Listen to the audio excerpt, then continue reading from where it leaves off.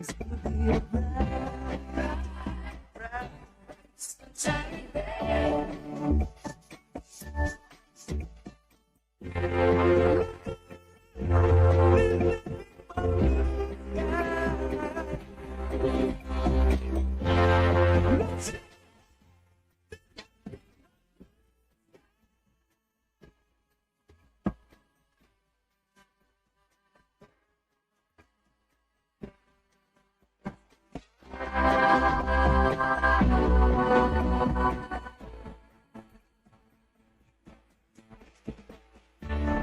I can see clear now, rain is gone. I can see all to my way. Here is the rainbow and the rainbow. It's gonna be a bright, bright, sunshiny day. It's gonna be a bright, bright, sunshiny day.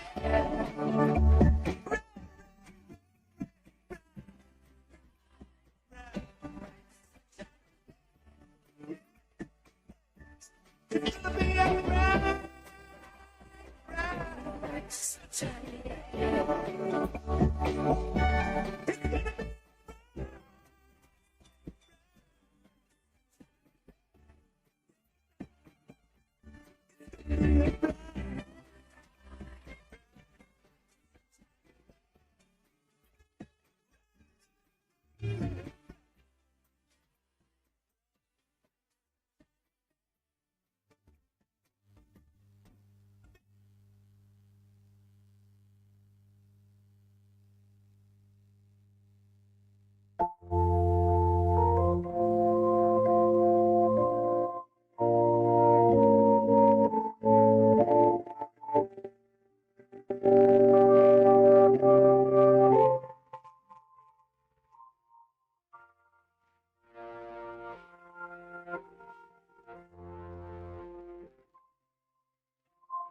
Many rivers to cross,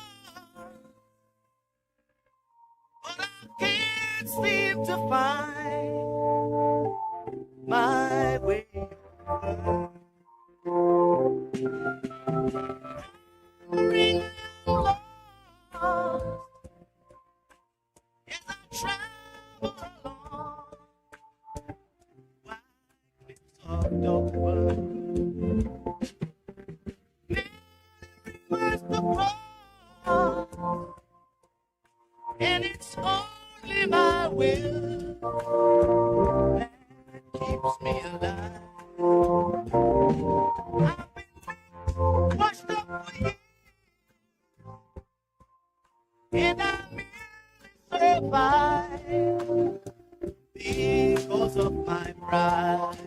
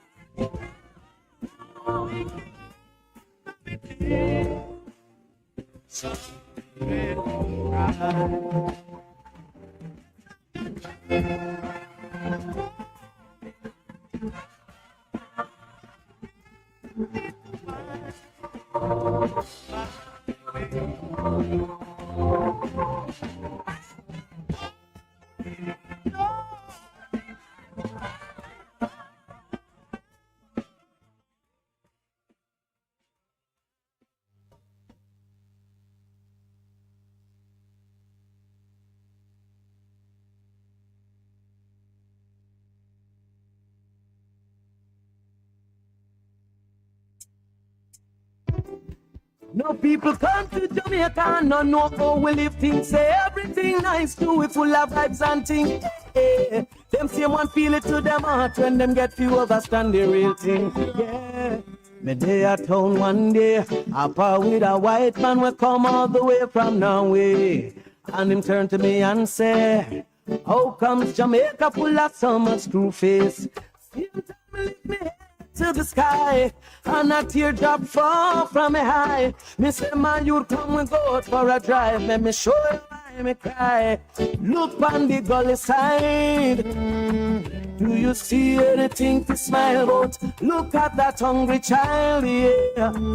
Do you see anything to smile about? Look at the schools where you them go to get them education. Do you see anything to smile about? Look at the conditions of our police stations. Do you see anything to smile about? No. Same time the brother said, how can the nation be living this way? And the next thing him say, how can the government play so many games? Same time my heart fall to the ground, cause there's much more where that comes from. Certain place they are worse than slum. Youth man come and take a look on Riverton. Do you see anything to smile about?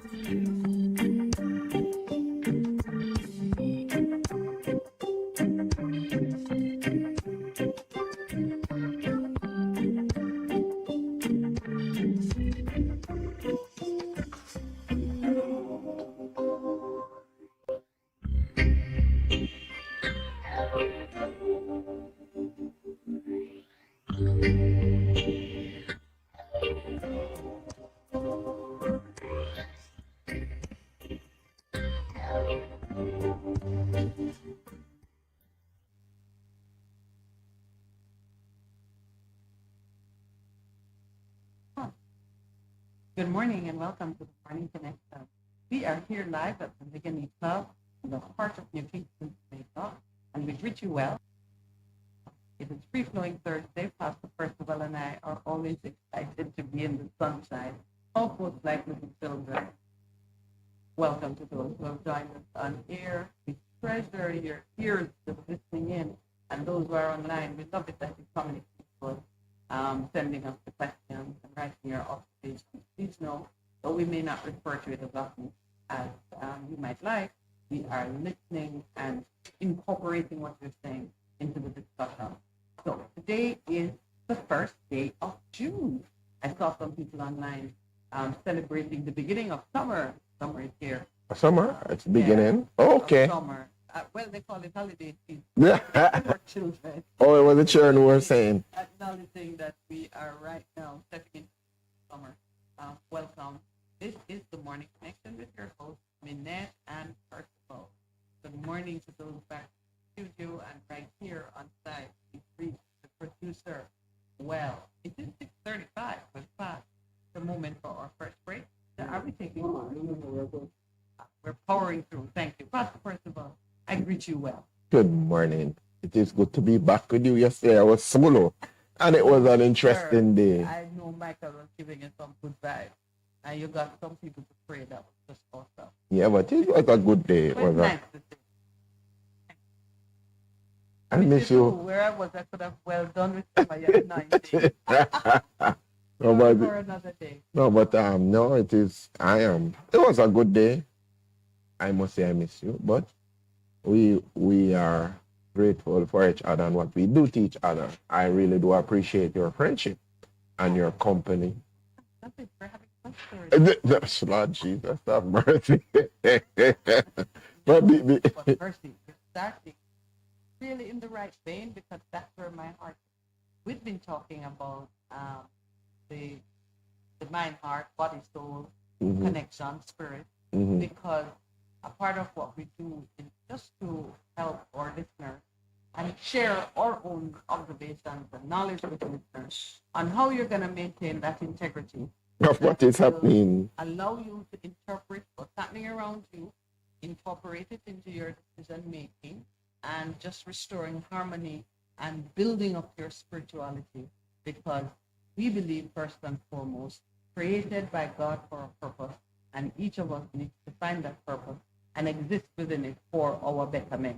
Do you remember that old-fashioned word, betterment? Yes. I said it.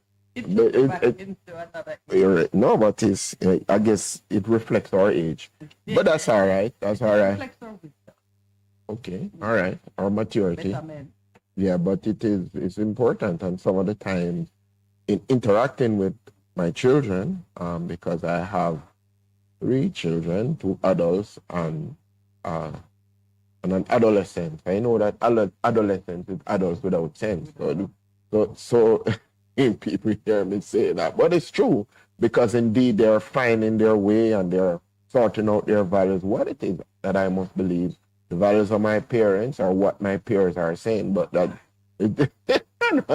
no, but you know, there's a lady who she's still alive, Mrs. Rattree. She founded years ago, before it was she called the organization Help for Parents, and she did a lot of parenting seminars. I remember we went as new parents when Daniel was born, and she coached us and helped us. And we know that one of the things that is lacking, and a lot of our callers refer to it, the importance of what happens in the home is going to help people to chart a course through the world. And it is fascinating to see, for me personally, my children reflecting a lot of the values that myself and my wife has. Good morning to you, wifey.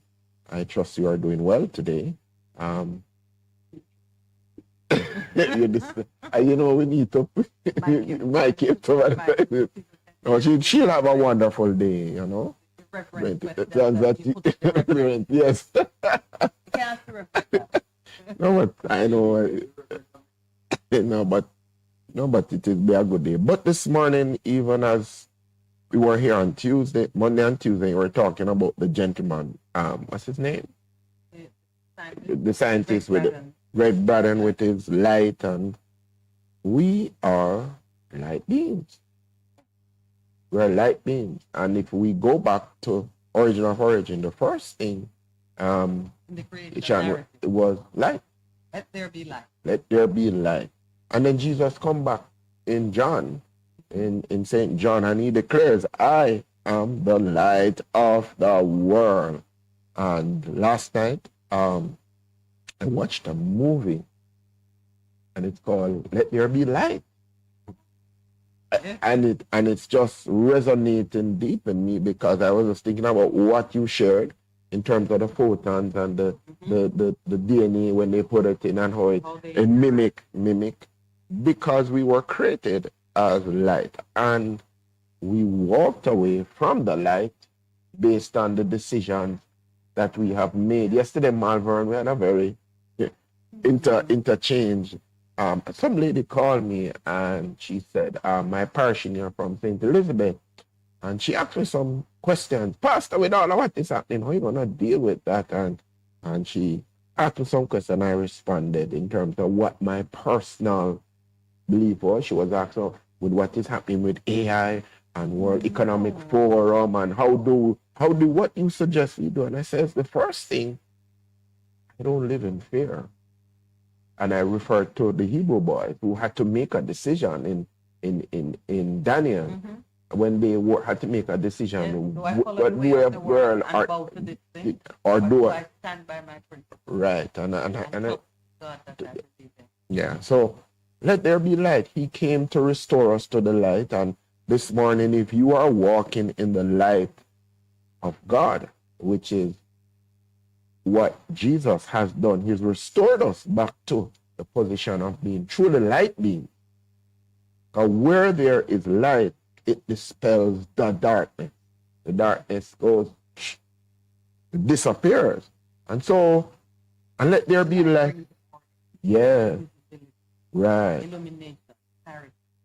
And there's right. Light.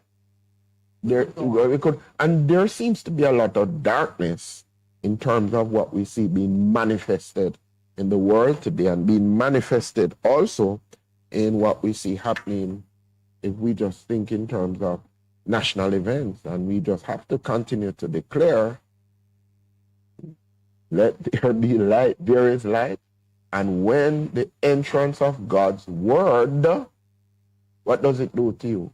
It brings light. It brings light. So this morning we are declaring, today is Thursday, even as you go into your weekend, Jesus says, I am the light of the world. And if you are in relationship, in connection with the light of the world, where you are, there cannot be any darkness at all. You must reflect the light that you are. And this light is a light that causes us to love when there is fear. Perfect love, Pastor. Without all fear. Yeah, so I'm fully absorbing the light conversation.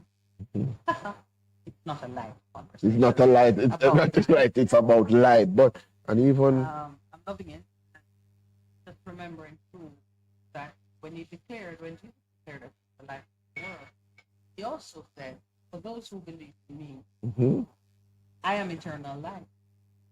So this idea that in life you find the continuity, the longevity, the eternity that you're seeking, for those who are pursuing life, such hunger, that, they will do just about anything to extend life.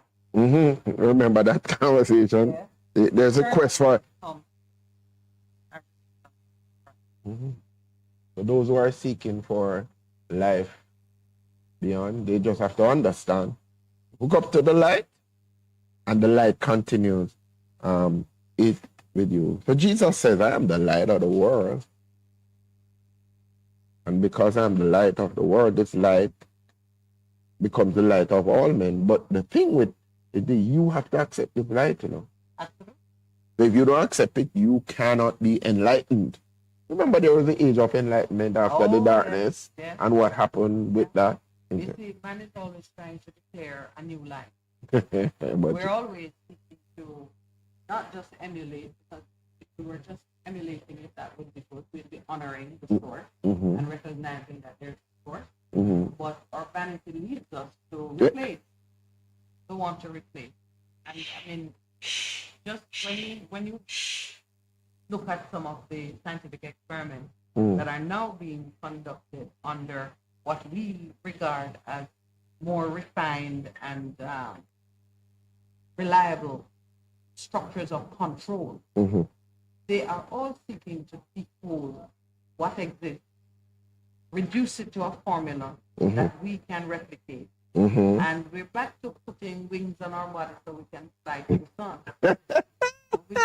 And that is a principle. You remember that? The wax melted and Icarus fell to the ground. Yes. So you don't even have to guess what's going to happen with that particular adventure. Icarus, the equivalent of the Tower of Babel, all those attempts by man, the eating of the fruit so we could be like God, all of those attempts, however they may be wrapped up in myth and fiction and mystery, they all end the same way.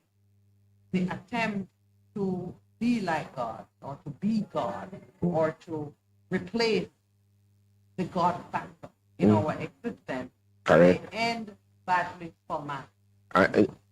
Whatever we might want to say, there is enough record of how badly it ends for man. Yeah. So you see this thing of let there be light in terms of the fact that when you have accepted the light, the revelation and the inspiration comes for you personally in terms of who you are and what it is that God has said about you.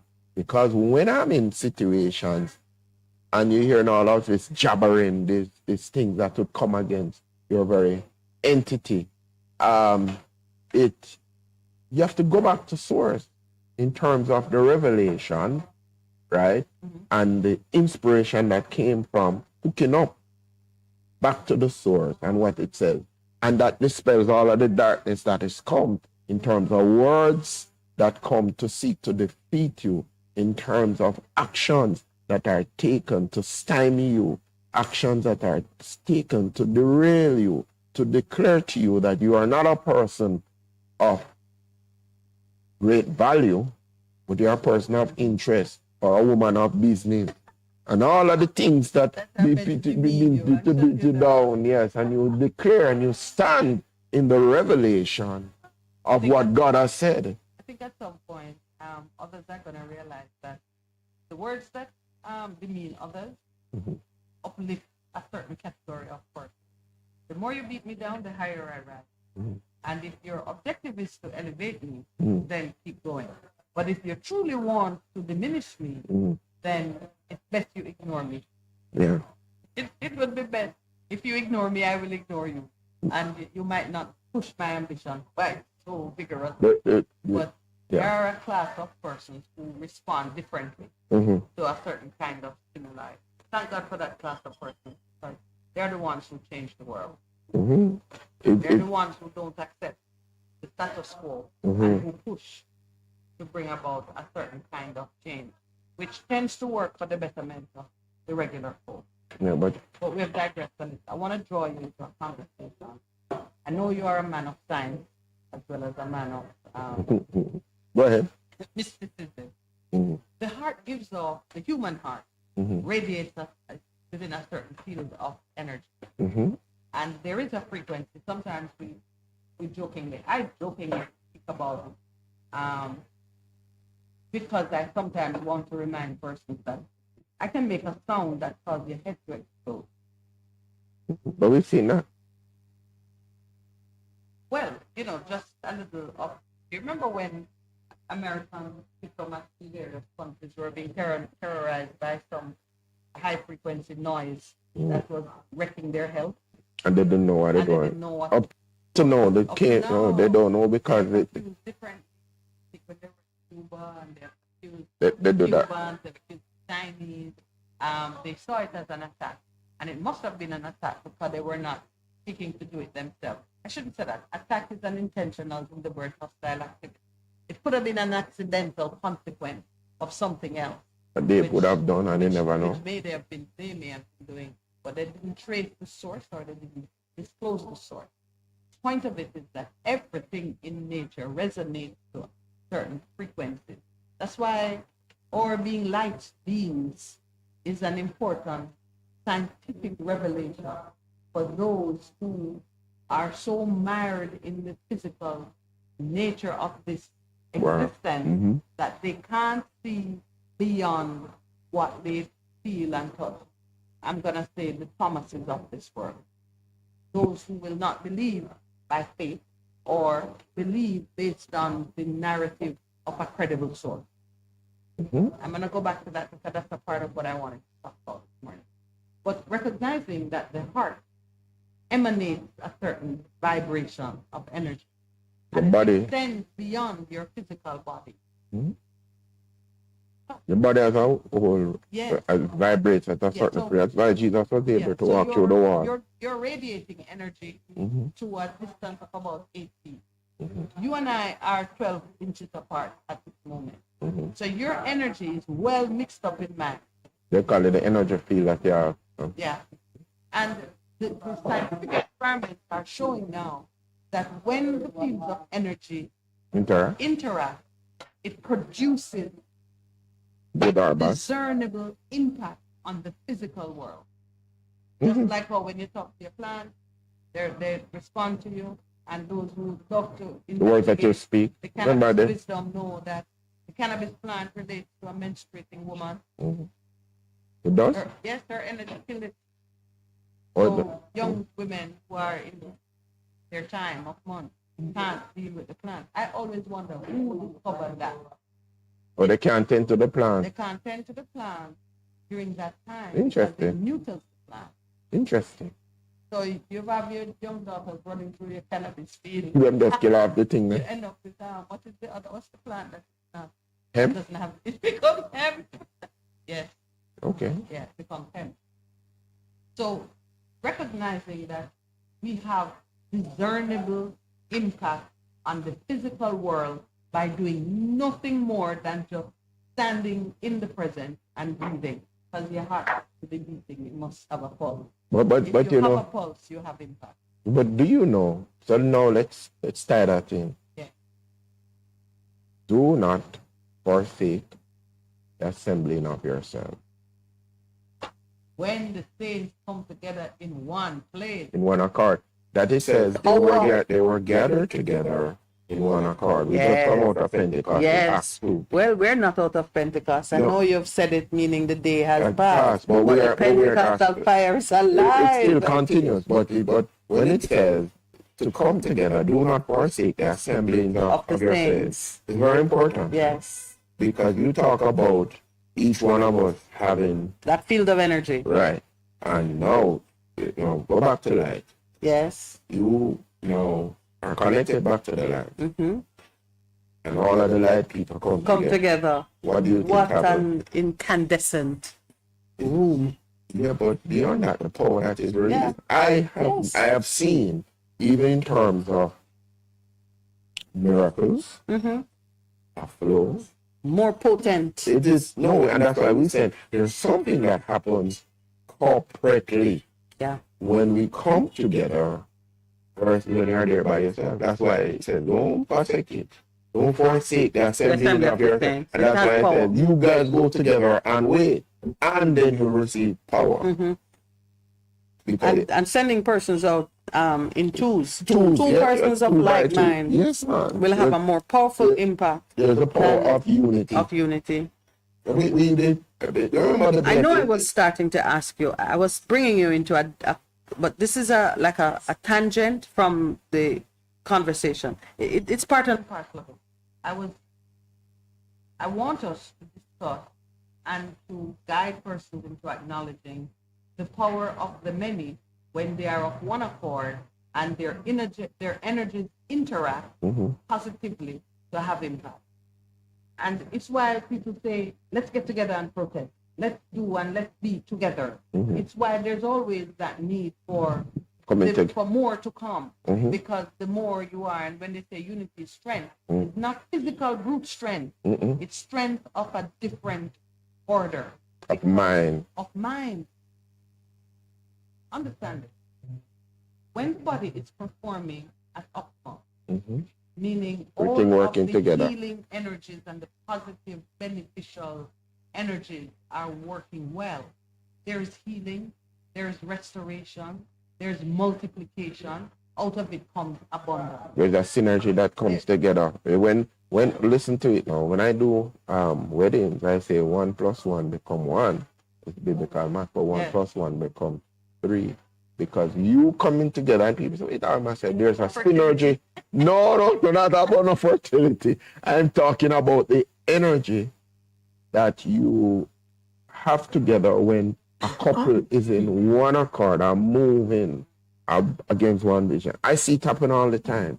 What you could not have done by yourself. When you come together, curses are broken. Generational curses are broken. In that covenant. But I want to look at a little of the science behind it for those who can dissect or separate the spirituality from the science. There is tremendous science behind it. You and me together here, focusing our energy on the same objective, to edify, to uplift, to build. Any weaker or less noble energy that enters the picture is dispelled. In fact, what will happen? It begins to conform or to mimic what you and I are doing. Correct. So the experiment that the people ran, the scientists ran, showing that the photons by themselves exist in chaos and disorder. Correct. When the human DNA entered the picture, it began to imitate and to mimic human DNA, telling us that we have dominance over chaos and disorder. When we enter, whatever we do will set the tone. Amen. The further experiment which showed that the positive emotions of love and support and beauty and appreciating the things of God, when the Apostle Paul said, whatever is noble, whatever is good, Philippians 4:8. Because when you are thinking on these things, you become the high point by which other things are judged, and everything else that is of a lesser resonance is drawn towards what you are putting out and begins to imitate it, to mimic it. And this is why there are persons who can enter a room and by the sheer power of their personal authority and will, they exercise dominance in that room. They change the atmosphere of that room. I pray that every one of you listening to me will be of such. You enter a conversation, and once you speak, you set the tone to which others gravitate. This morning, we're looking at something together, Lowell and myself, and I said, I really have to raise it because I want persons to know you can build yourself to be such. This is what you focus on. The building, of course, is we start with it. Jesus said, I am the light of the world, and I am the way. I am the door to the eternal, divine. I'm the truth and the life. I am the truth and the life. So, if you follow the Apostle Paul and begin to think on those things, you begin to whatever is good in your resonance and your impact, so that your standard becomes the one to which people gravitate. So when you think of it based on a community level, family first. With family. Family first. Your family, as you are seen, Mm-hmm. your family will adopt, imitate, absorb what you pour into them. Values, yeah. Over time. Absolutely. And I want to tell you that, speaking as a child now, and having got it from my parents, when I see my parents scratching their head and looking worried because this or that child don't seem to be manifesting what was poured into them, as a child, and knowing how I handle things, I said to them, don't worry about it. You plant it, see that go grow. See that go grow. It has no... Train up a child. It will grow. Train up a child. You may not see during your lifetime, Train up but I a see and hear many persons in their mature years, dead and gone, going back to them, back to the valley. To what was planted. Mm-hmm. Some of it is my grandmother. I hear them The drawing on it Mm-hmm. in their old age. Mm-hmm. No one to see that they are honoring it. But it does happen. If you have sown good seed, it may take a time depending on how well the child is nourishing it and what the environment is doing to it. But it will produce its harvest. And it does. And you know, we talk about home, community. Community. That's why the word community includes communion. You got to get together so that the strength of your common bond can become the force for change. The force for change. All right. Now we are taking our 7 o'clock break, but I'm really excited about this because I see in it something worth pursuing. We'll be right back.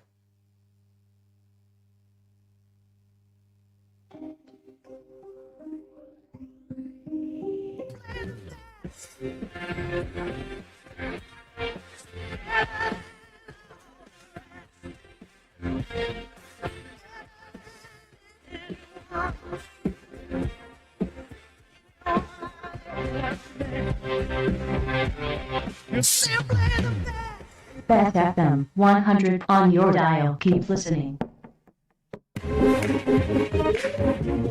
On this week's House Matters, over 5,000 rural residents to benefit from major waterworks, real-time remote flooding monitoring system to be implemented, and more markets to be rehabilitated this fiscal year. I'm Jada Francis. Stay tuned. Minister of Local Government and Rural Development, Desmond McKenzie, made his contribution to the ongoing 2023-24 sectoral debates in the House of Representatives on Tuesday, May 30. He gave a summary of his minister's accomplishments as well as plans for this fiscal year. To kick things off, Minister McKenzie disclosed that more than 5,000 residents across 6 rural communities are to benefit from major water supply projects valued at $135 million. This project will be undertaken by Rural Water Supply Limited, RWSL. Rural Water Limited has rehabilitated catchment tanks, installed water harvesting system in various communities, and especially, Madam Speaker, many rural schools in Jamaica have benefited from water harvesting from this body. from them, Madam Speaker. The benefiting communities of this water supply project include Bankeridge and Cornwall Barracks in Portland, Peartree Grove in St. Catherine, and Maypole in St. Elizabeth. Minister Mackenzie also announced that a real-time remote flood monitoring system is to be implemented in short order as part of efforts to address flooding in Port Maria, St. Mary. He explained that the system will collect data and transmit text messages and emails to all disaster management stakeholders so they can make informed and rapid decisions. The Office of Disaster Preparedness and Emergency Management, ONPEM, will collaborate with the National Works Agency, NWA, the Meteorological Service of Jamaica, and the Water Resources Authority of Jamaica to implement the system. This real-time alert system will feature horns, lights, so that the people in these vulnerable communities can hear and see the danger at hand. Mr. Mackenzie also noted that an additional $50 million has been allocated to ONPEM to ensure total readiness for natural and man-made disasters, including the 2023 Atlantic hurricane season, which begins on June 1. Meanwhile, more markets are slated to be rehabilitated as part of the comprehensive market rehabilitation program for the 2023-24 financial year. The projects presently being undertaken include the Savannah Lamar Market in Westmoreland, the Buff Bay Market in Portland, the Alexandra Market in St. Anne, among others. The cost of the Sablamar Market will run us over $70 million. The Charles Garden Market in St. James, we are going to be spending over a 3-year period, $180 million to renovate or to put a new look Charles Garden Market in the heart of Montego Bay. The drawings on the Highgate Market is almost completed. That was gutted by fire. We are paying our attention to the Highgate Market. In the last financial year, the Stony Hill Market in St. Andrew was completed at a cost of $7 million, the Hopewell Market in Hanover at $24 million, and the Clarkstown Market in Trelawney. And finally, the Minister of Local Government and Rural Development condemned the brutal attacks on the homeless population in recent years. He disclosed that so far 5 persons have been arrested in relation to the inhumane treatment on homeless persons. Last year, between January and April of this year, 20 homeless men were chopped, shot, set on fire. 1 killed. 8 was attacked in Kingston, in St. Anne, in St. Mary, and in Portland, Madam Speaker. One patriotic Jamaican answered the call, gave information, and 5 criminals have been arrested and charged. I want to thank that Jamaican for coming forward. Minister of Local Government and Rural Development, Desmond Mackenzie, speaking in the House of Representatives on Tuesday. That's it for this week's House Matters. Join us again next time for more on what's happening in the Houses of Parliament. I'm Jenna Francis. Take care.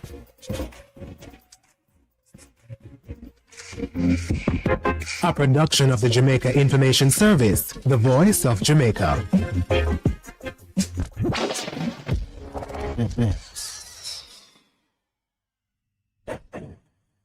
Grandpa, where are you going? But see, I have business done by JPS and I need Stephen to take me. I'm going to see what I owe and pay. You don't have to leave the yard, Pops. Just call 888-225-5577. You mean to tell me, say, me not have to wait in line anymore? Grandpa, I registered your account. So when you call from this phone, JPS already knows you and they just give you information. Look where me live, Fissy. Thank God for you young people. Hello. Pastor Howard Palmer here, coming to you from New York City, this and every Saturday morning, 6 a.m. to 8 a.m. That's right, 6 a.m. to 8 a.m. this and every Saturday morning, right here on Bess 100 FM. Don't you miss it?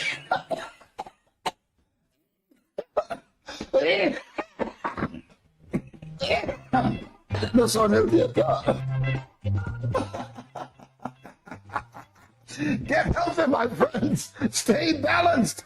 Tune into this station, Bess FM 100, every Saturday morning, 8 o'clock to 9, for this wonderful program, Your Health Today, with me, Dr. Clarion Palmer. Yes, get healthy, get healthy, get healthy. Stay balanced. Bess FM 100, Saturday morning, 8 o'clock, with me, Dr. P. Get healthy. What should a taxi service do for you? On-time taxi service is more than just a ride to the other side of town. They offer clean and spacious vehicles, reliable service, and promise to always look out for their customers. They'll come when you call and take you where you want to go on time.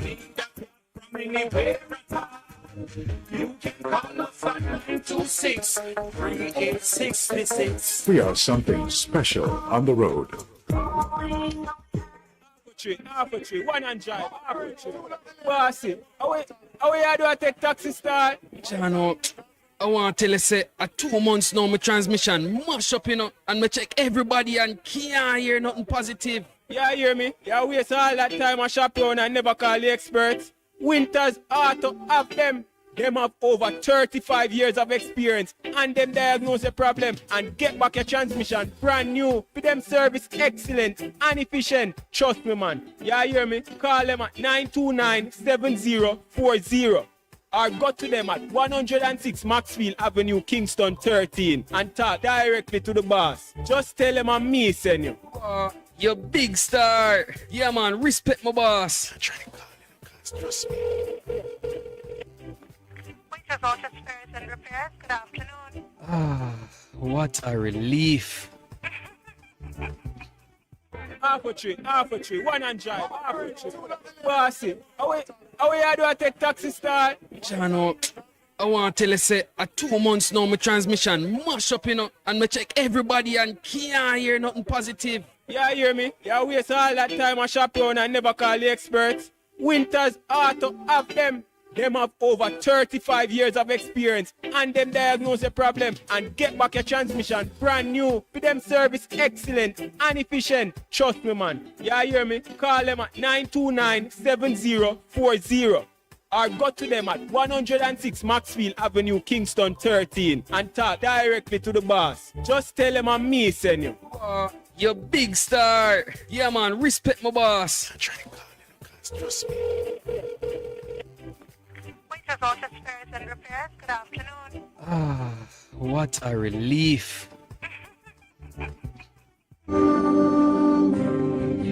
Here we are standing in the Glory Connect! Glory Connect! Join us on Bess FM with Apostle Prophetess Denise Wellington and Pastor Alicia Gonzalez Morgan. Every Saturday at 4 p.m. on Bess FM Radio. Come out and discover your purpose. Take up that phone and dial now. Call and experience something new. Experience something great. Experience your own expression of encountering the supernatural glory of God's abundant life and transformation being fulfilled. What are you waiting for? Are you depressed, oppressed, worn out, tired, or stressed? Have you discovered your true purpose as yet? This is the moment. What are you waiting for? Connect now to Glory Connection. Call and experience the Word of God, intercession, healing, and deliverance. Experience something great. Receive salvation and breakthrough. Connect. Tell a friend, family, and your neighbor. See you then. Ready, mama. Ready. Is this the confusion you feel when trying to work your way through medical systems in Jamaica? Try a dose of Ask Dr. Mary every Thursday at 5 to 6 p.m. Let Dr. Mary help you understand your medical problems and bring you to a calmer place.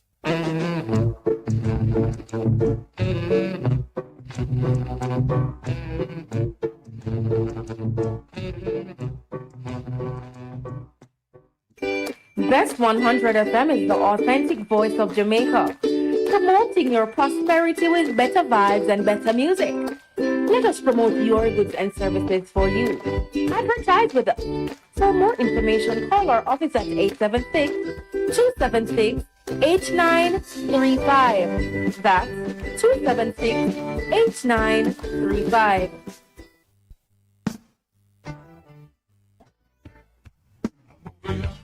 Bess 100 FM presents the Mature and Moving Up Show, Lascelles Butch Chen, on Thursdays from 6 to 9 p.m. Welcome to this pioneering radio program on our continuing work in our maturing years. Compellingly defined, educate, and liberate the younger generation. Tune in and welcome.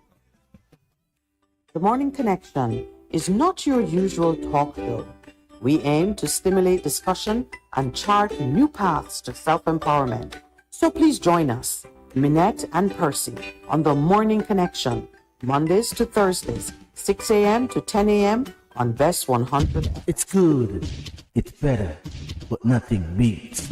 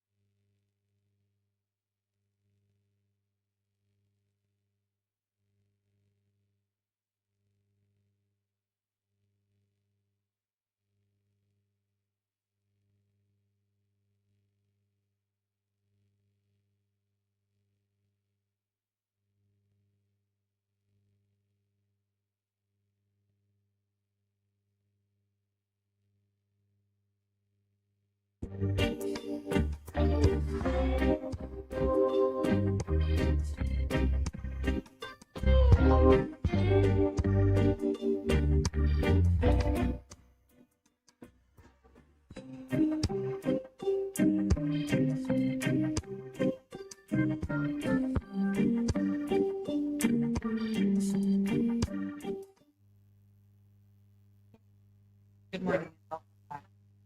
So, Pastor Percival is going to give you some information in this segment that I think will be helpful to you. So, the question I posed to him in the break, having gone through the discussion about the resonance and the rhythm that can occur between two human beings being close together as their fields of energy merge and interact, allows for certain changes to take place, and it can be a very positive change, meaning it works to the benefit of all, the betterment of all, or it can be a negative change in that it might reduce or subjugate one person to the harmful intent of another. Like when a gunman puts a weapon to your head and say, you know, whatever it is they say. Some people knock the weapon out of position and dominate. Some submit. Some run away. There is a reason why one person will react one way and the other will react another way, and either the attack succeeds or the attack is successfully repulsed. Right, nullified. It's nullified. There's a reason. We are understanding and just opening your awareness to the fact that there is an invisible influence that is exerted when two persons are together, or four persons, or 100. Something happens which is discernible, measurable. So I asked Percival in the break, what is the vibration of the Jamaican people as a nation? What's our vibration? What are we giving off that causes various things to happen? Negative. Yeah? Negative. And you had an answer. It's negative. As I was saying, and I was just sharing the story with you. We have a default position to go negative instead of staying positive. And in order to really shift and move forward, we have to shift the frequency in our nation. You know, there's a joke. You meet a Jamaicans and you say, ask them, what's happening? And them say, boy, it's rough, you know. And you hear rough, like you said, we become like, and so somebody was saying, we need to change it in terms of the declarations of our mouth. And you spoke about it when you refer to Philippians 4:8, things that are good. Focus on those things. Don't focus on the negative. So there needs to be a shift in terms of the overall energy in our nation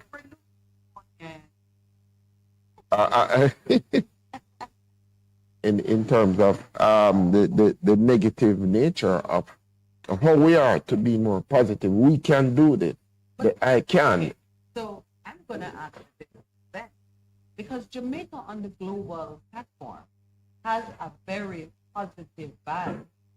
The world sees us in a particular way. So we're giving off an energy as a nation that is well received, admired in certain aspects.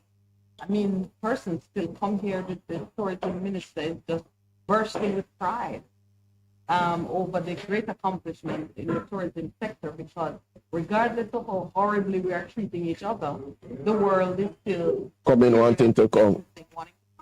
And I don't think it's like in the days of the Roman Empire when you gather at the Colosseum to see the Christians being eaten by lions or people being tortured. They are coming for the food, the music, the cuisine, because we're creating something that is of beauty and of value. What is happening inside of the nation? The soul?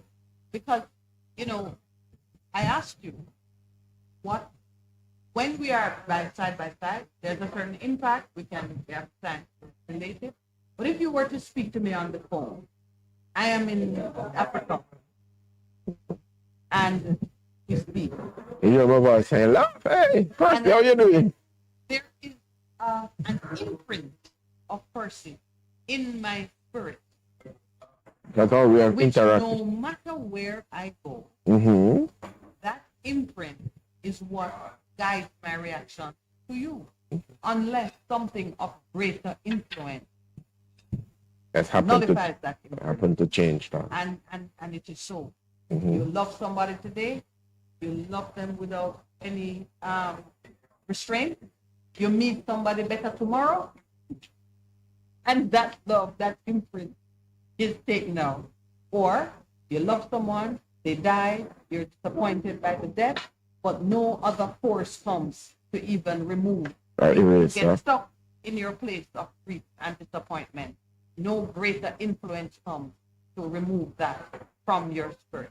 I'm saying all of this because I feel when we begin to get a better understanding of the physics, the natural laws, the science behind who we are, how we were created, and the kind of power which we can exert over our own circumstances as well as over one another. But We will achieve a better result by directing forcefully. But I would hasten to say, and it is so very important, that you relate to the instance in regard to relating to somebody dies, a person dies, or you're in love with somebody and then you start loving somebody different. And I think it goes back to a decision you take, which is related to faith. You relate. You want to talk about Thomas and what's the conversation you and I were having off mic? Yeah, but it is your faith in what has happened, and the faith is not in something that I believe, but it is based on something that is solid and you can touch it. Right. So a lot of people say, "Oh, Christians, they have no sense." They always talk about this concept of faith in Christ and things. But those guys, they were transformed. I think we need to bring them into the conversation. Yeah, they were transformed because it was an empty tomb and it transformed their life. Yeah. So always in matters of faith and science, we're seeking to move our faith-based reality from a place of suspicion and superstition into one of integrity and credibility. Correct. Modern world operates based on scientific data that you can track and measure and evaluate and and find consistency and trends in it, which you can say this has integrity. Whereas out there in the world of faith, we're like gamblers. We keep using the same methodology formula, saying the same thing, hoping for a different result from what we got last time, and not being at all put off that 99 times out of 100 it didn't work. But we expect that it will work because we operate based on a knowledge of something that is eternal and it's not time bound.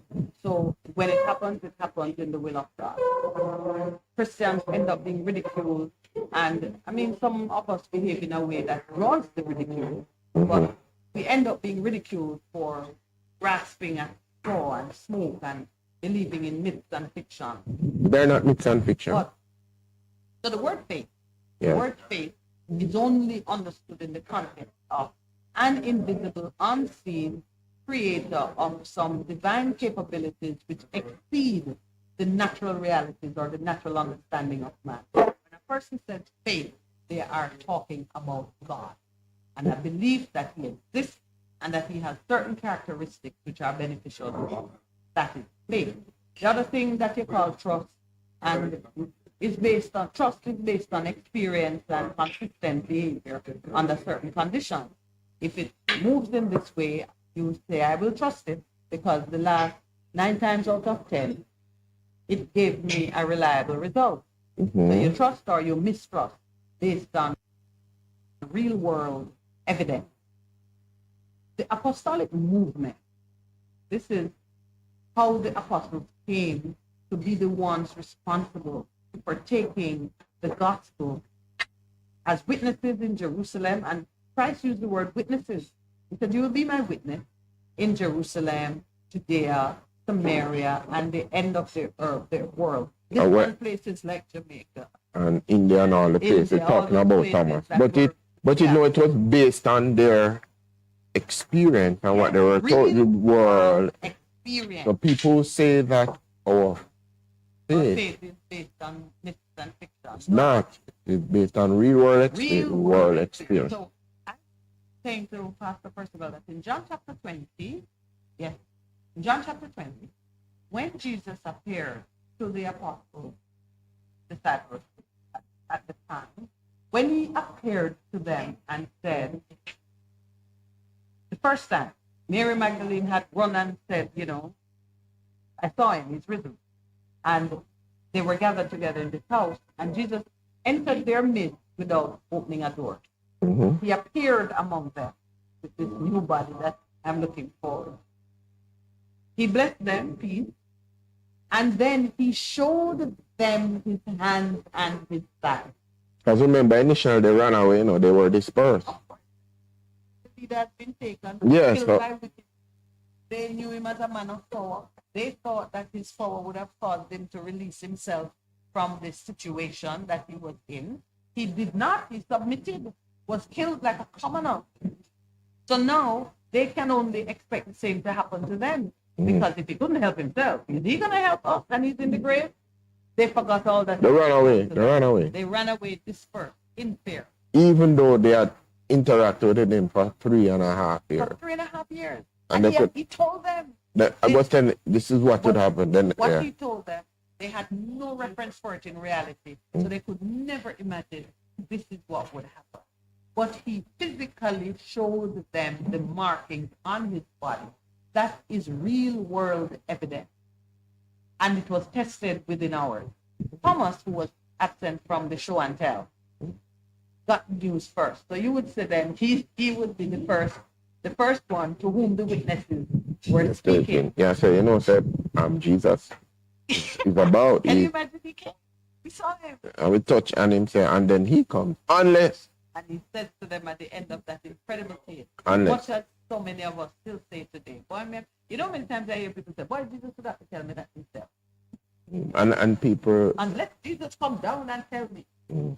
Right then and there, Thomas, who had shared a heartbeat with Jesus and with the rest of them, did not regard this account by his fellow disciples as credible. He insisted, I have to see it myself.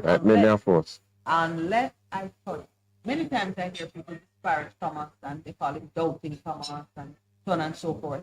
But I think in that exchange, Jesus is laying the foundation for those of us who believe without seeing, who believe by faith.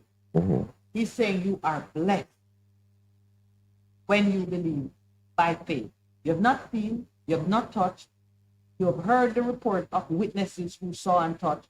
So you can say, all right, these are real people who saw and touched something. But then over time, he knew there's no one today who's speaking to an apostle who saw and touched. If you are, you're not. But the records are there, and so we are relying on the records. You are in the court of law based on the testimonies and things and all of the account. It is even strong. We still have side cases from. You know,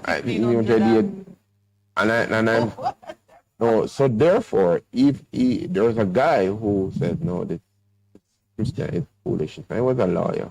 They actually went and examined all of the evidences, biblical and extra biblical, and said, no man, the impact, it's not made up. It's not a made up thing based on the witnesses and the accounts and all of the things that were there. Someone said, unless I the print of the name and put my finger into the print of the name and put my hand into his side, I will not believe. That is the reaction of many people. Doubting. People doubt. To say, I need to be satisfied to my own standards that this is true. And so what do you think Jesus did when he appeared to Thomas? He didn't have to. He could have said, receive by faith or perish.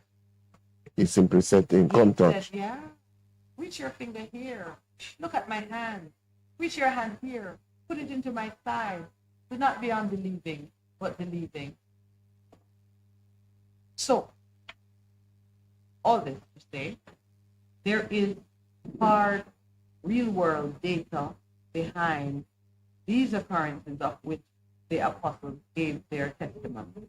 And coming down the line, to us now, 2,000 years later, it is as relevant today to examine and be satisfied with the history of things as it was then. The value of it, the impact of it, is not diminished by the passage of time. No. If it was true on day 1, on day 10,000 when you hear it, the truth remains as potent.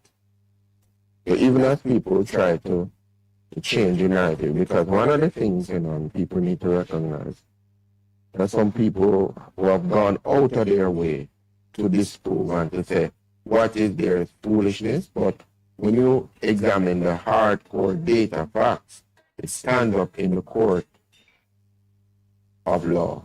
Even by the standards of men. Yeah. All right, we're going to take a break now. When we come back, we will relate it now to the things that are happening. Because you're wondering why Minett and Percy still talk about the reality of Christ and the value of faith. You're going to see when we return after this break.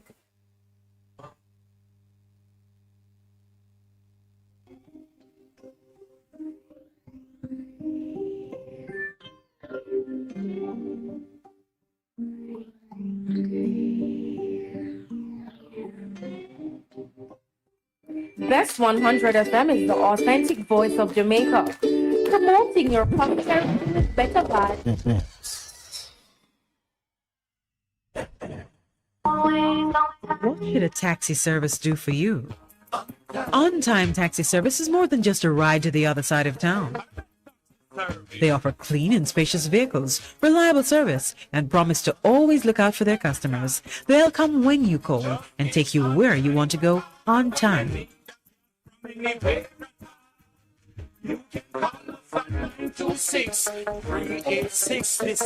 We are something special on the road.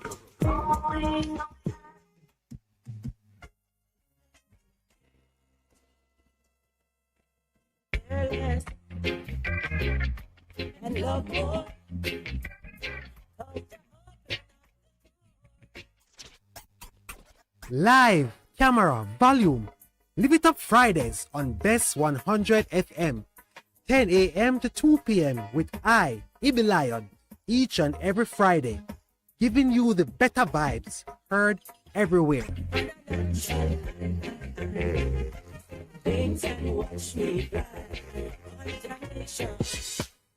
Veteran Printers for all your printing needs. We specialize in calendars, flyers, brochures, and more. Call us today at 968-7506. That's 968-7506. Or visit us at 4 East Bloomsbury Road, off Haggard Park Road. Veteran Printers, your best choice in printing. Best 100 FM is the authentic voice of Jamaica, promoting your prosperity with better vibes and better music. Let us promote your goods and services for you. Advertise with us. For more information, call our office at 876-276-8935. That's 276-8935. Half a tree, 100, half a tree. Bossy, how you do I take taxi start? Jano, I want to tell you, say, 2 months now, my transmission mash up, and me check everybody and can't hear nothing positive. You hear me? You waste all that time I shop around and never call the experts. Winters Auto have them. Them have over 35 years of experience and them diagnose the problem and get back your transmission brand new. For them service excellent and efficient. Trust me, man. You hear me? Call them at 929-7040 or go to them at 106 Maxfield Avenue, Kingston 13 and talk directly to the boss. Just tell them I'm me, send you. You big star. Yeah, man. Respect my boss. Trust me. Winter's Auto Spares and Repairs. Good afternoon. Ah, what a relief. The Morning Connection is not your usual talk show. We aim to stimulate discussion and chart new paths to self-empowerment. So please join us, Minett and Percy, on The Morning Connection, Mondays to Thursdays, 6 a.m. to 10 a.m. on Best 100 FM. It's good. It's better. But nothing beats.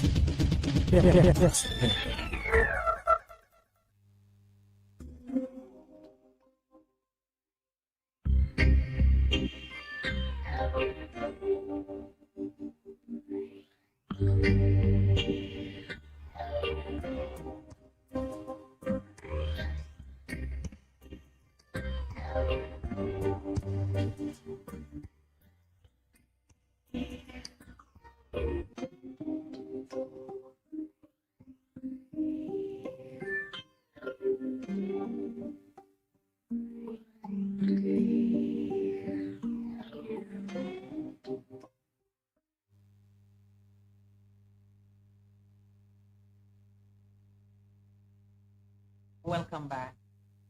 Wow, we are having a lot of conversation in the break, but I'm not gonna pick up from the fascinating things spoken in the break. I'm gonna pick up from where we left off. Percy and I, pushed in some part by my questions, have been talking about not just the heart, mind, body connection and how we can achieve some semblance of integrity and healing individually within ourselves, but in terms of our interactions with one another, how we can bring about a sort of groundswell of change that is in accordance with the positive energy and the light of God, which, Jesus is the light. And we started to talk about the fact that in the narrative, in the history of the apostolic movement, there was hardcore physical evidence which caused the apostles to say, yes, the man who walked with us, taught us for 3 years, died. We saw him crucified. We accepted that he had died. And 3 days later, he did self-resurrect, appeared to us, showed the markings of the crucifixion to us. We saw it. And while the others may not have crowded him and poked his body in that first visit, Thomas did, because Thomas asked for it. And I would say Thomas was prophetic in the asking, because I think just once Jesus was there, he would have accepted. But Jesus facilitated his specific request by saying, put your finger here, put your hand here. This is me. Thomas asked it for us for those of us down the line 2,000 years later who are still being attacked in our faith by those who say it's not true, the man never exists, Jesus is a ship that stole people from Africa. And Jesus is a ship, and Jesus is true. Yes, but you know, to really see the marks of oppression in his body advent, as opposed to seeing the marks of salvation in the mutilation of his body. So we come 2,000 years later, the live witnesses at the time who touched and saw got from Jesus a pronouncement that you today believe because you have seen, but I pronounce a blessing on those in the future and those who will believe having not seen, which takes it down the line right into Minett and Percival today sitting and talking about this event that happened over 2,000 years ago. What does it mean for you in today's world with all the things that are happening? Technology has raced ahead of religion and Christianity. Raced ahead of man. And Yes. everybody said that the technology is going to lead to the destruction of humankind. You know, that's the latest thing Yes, that's been the AI. existential crisis which that we have AI has created. presented. And I'm saying, because I am a man of faith and I'm not ruled by fear, and because I know the person who controls the runnings. Or because you have eternal life. Yeah, but and if you have eternal life, who can destroy it? No, but I'm not. So they'll destroy themselves. Yes. And No, but who I'm direct going to say, that? I'm in, you know, the boss. Yes. You know, the boss. You're who in the control council. You're in the council of all the of boss. us can be in it. That's why I'm saying Yeah. that there be light. Yeah. When there is the entrance of light, it dispels all darkness and the darkness that is there. You talk about unity and the need right at this point in time for there to be within the body politic in Jamaica for people to say, no man, this darkness that we're seeing, we believe that there is something different. And we believe by coming together, we can counter, we can dispel this darkness that seems to be And pull it into reality. Yeah. How do you think the kingdom of God going to come? It's believing men and women who are going to usher it in. Yeah, who Because are it- not afraid of anything. Yes. They're operating in faith. So Jamaicans, yesterday I called for, it is following on the call of the 72-year-old, the 72-year-old man who said, I'm ready to take up him. No, but versus the other man who countered and said, you know, come together peacefully. come together peacefully. Just one day, 3 days, we just lock it down. Yeah. Don't do anything. So, oh gosh. Move anywhere. I want us to look at current events, but you've teased my mind with the scripture from Philippians. I mentioned it. You actually had why did Paul tell them to think on these things? It's not even to do them, you know. Think on these things. And Can why I is find it? it? Yeah, man. Philippians 4:8. I just want to find it. Because many a times we say, oh, we talk too much. But it's in your thinking that you bring about the change. Yeah. You know, and I keep telling people, the man said, you too much Meditate. theory. Man said too much theory and no practical. I said, but you can't do anything. Can't get to the practical if you don't have the theory to back it. without because, building it fully in your mind, because where things are created. And I tell people, you can't wait until you're in the situation to know how you're going to act.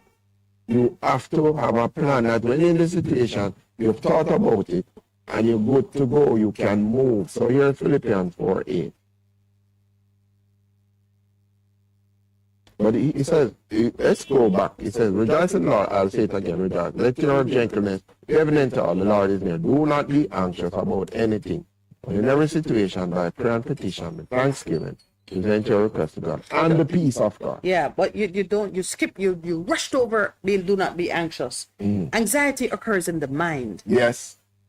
So he's here talking about maintaining a calm and a sobriety and a peacefulness that will allow for your heart and your brain to be Peace of God existing to at rule. the same vibration which is within the peace of God. But in every situation, not so I much. see many anxious Jamaicans. many anxious Christians. Oh, yeah.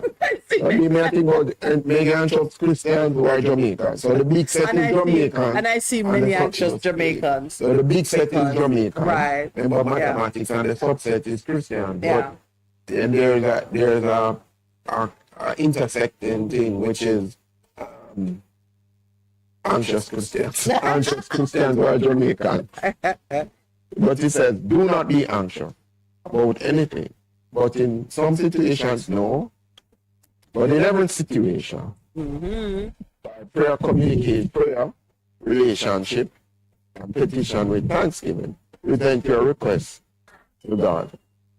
And the peace of God, which surpasses all understanding. This is just peace that is inconsistent with fear, visible, physical reality.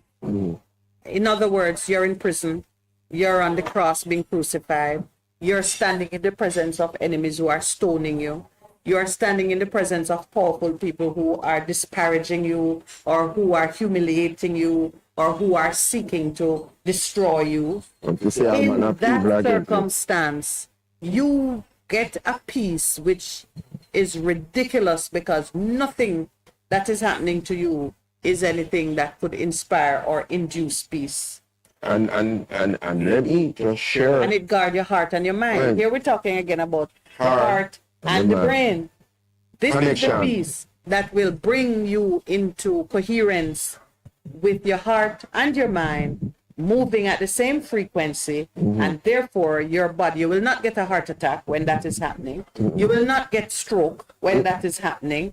Your aneurysm that's been floating about in your system, I feel everybody have an aneurysm. And it is destroyed because it will not the light take it over and destroy it. And break it apart. Everything that comes into the light peace of God is a healing peace. Yeah. Is a restorative peace. And it is found And in the door. it is, it's found through your getting into a direct communication with your creator spiritually. Yeah, get back Spirit into the light. communication. Get in there. And then he goes into an instruction now on meditation. What do you think about? Because it's your thoughts that will drive your action. that will bring your physical body into harmony. It's your thoughts. It's what you think. If you think I'm hungry, your stomach may send up a signal that says, give me food. Because on the physical side, on the chemical side, juices are being released out of habit, autonomously. Things are happening. You can give an instruction to your stomach. All right, you're not having any food. Calm Nothing yourself. is coming, so calm yourself. It's not happening. I love it. It's not happening. Calm yourself. Your brain will immediately shut down the organs that are sending out the juices that are waiting on You sit down. You sit down. No, you see this piece? Let me tell you something. Yes. We make light of this piece. And a lot of persons don't have a peace about anything at all. They are running all over the place. Like madams. You know madams? Yes, yes. We cannot see their strategies, so we call them madams. But they have a strategy. But this piece is so important. The story is told of his wife who husband was beating her. Okay? And her husband got converted. This is in another country. And she couldn't believe the change that happened in her husband. So she got converted. So she get converted, but her husband eventually dies. But because of her experience and converted to Christianity, she begins to tell everybody. Now she's in the Muslim country. Yes. And the man called her and said, I know your parents from a long time, You know what you're doing. It's not allowed in our culture. She said, well, I saw the transformation in my husband. I see what has happened, but we can't do anything. So, all right. You got to learn to do. I'm going to give you time to think about it, but I'm going to put you in the word cell and you'll consider, now this lady had a fear of the darkness, fear of wrath. And in the cell that they put her, it was dark and it was full of rats. Mm-hmm. And so they expect that, oh, she's going to go screaming out. and yes. The lady's account, she said she was fearful, but then all of a sudden, they put her in. And peace came over her. She started to sing. Yeah. She started to sing. The jailers who had not put her in her cells, they expect her to be screaming and things, and she did, and she had sing. And the guy takes her out and says, you know, Transformers too. they gone, you know, but I want to come and talk to my wife. But they have this fear. Even though he knew. Yes. The sword. But of the thing, he said, no man, you can't change that. And but you see, and so this piece that we talk about. Yeah. And Jesus himself did not discount the impact of this real world evidence. So he made sure that they had it. Yeah. Because as long as, and this is what happened with in your story of the jailer. Yeah. Although the jailer know that this woman is betraying the faith, the impact that he saw and the possibility that this could help his wife. Right. And he not give that up. They give that up.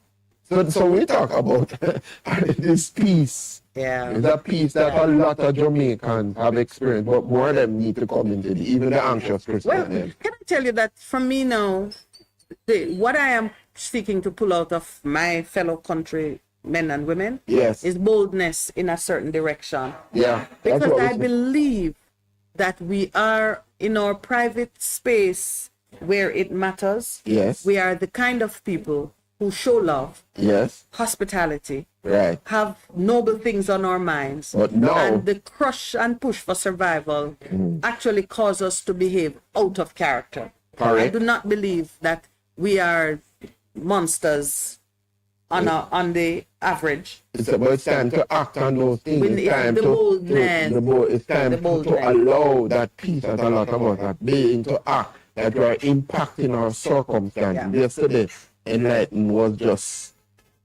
just really, we said, boy, you don't know. We say enlightenment, we have faith.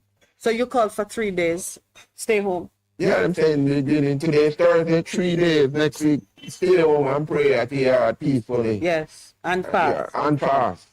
And bring about the transformation everywhere. And while you're there, this is why we were at Philippians 4 verse 8. Finally, brethren, whatever things are true, whatever things are noble, whatever things are just, whatever things are pure, whatever things are lovely, he included beauty, whatever things are lovely, whatever things are of good report. If there's any virtue and if there's anything praiseworthy, meditate on these things. The things which you learned and received and heard and saw in me, these do, and the God of peace will be with you. So he gave an instruction that spent way more time emphasizing that in your thought life, this is where you would have said then the magic begins. The secret sauce is what you think about. And he's saying to persons here, meditate on the things that are noble, the things that show us at our higher, more virtuous self. When you see a big man pick up a small child, or a small child lead an elderly person across the road, whatever it is that you know constitutes noble character. Let's begin to practice those things. No, he's saying think on it first. Yes. Think on it first in your spare time. Don't be thinking about the people who broke into your house and take your things. Don't be thinking about the lawlessness on the street and how people bad drive you. Don't be thinking about the thievery in high places and the betrayal of trust that exists in places like the church or your banking institution or within the profession that you're a part of. Don't be focusing on the things that show human beings behaving at their worst. Think about the things which show us behaving with nobility and integrity and character. That's what he's thinking. Because if that's what you're thinking about, your conversation will be about that, and your actions will be in that vein. Yeah. He says, whatever things are pure, the innocence of a child, the beauty of a flower, the things that are uncontaminated by the disease and the impurities of this world. Don't constantly be looking at what's the name of the dump again? Riverton. Don't be thinking, or if you go to Riverton and you see a plant managing to survive in all of that chaos, amazing. See that and be amazed by the purity of life in its basic form. You think on the things that are pure.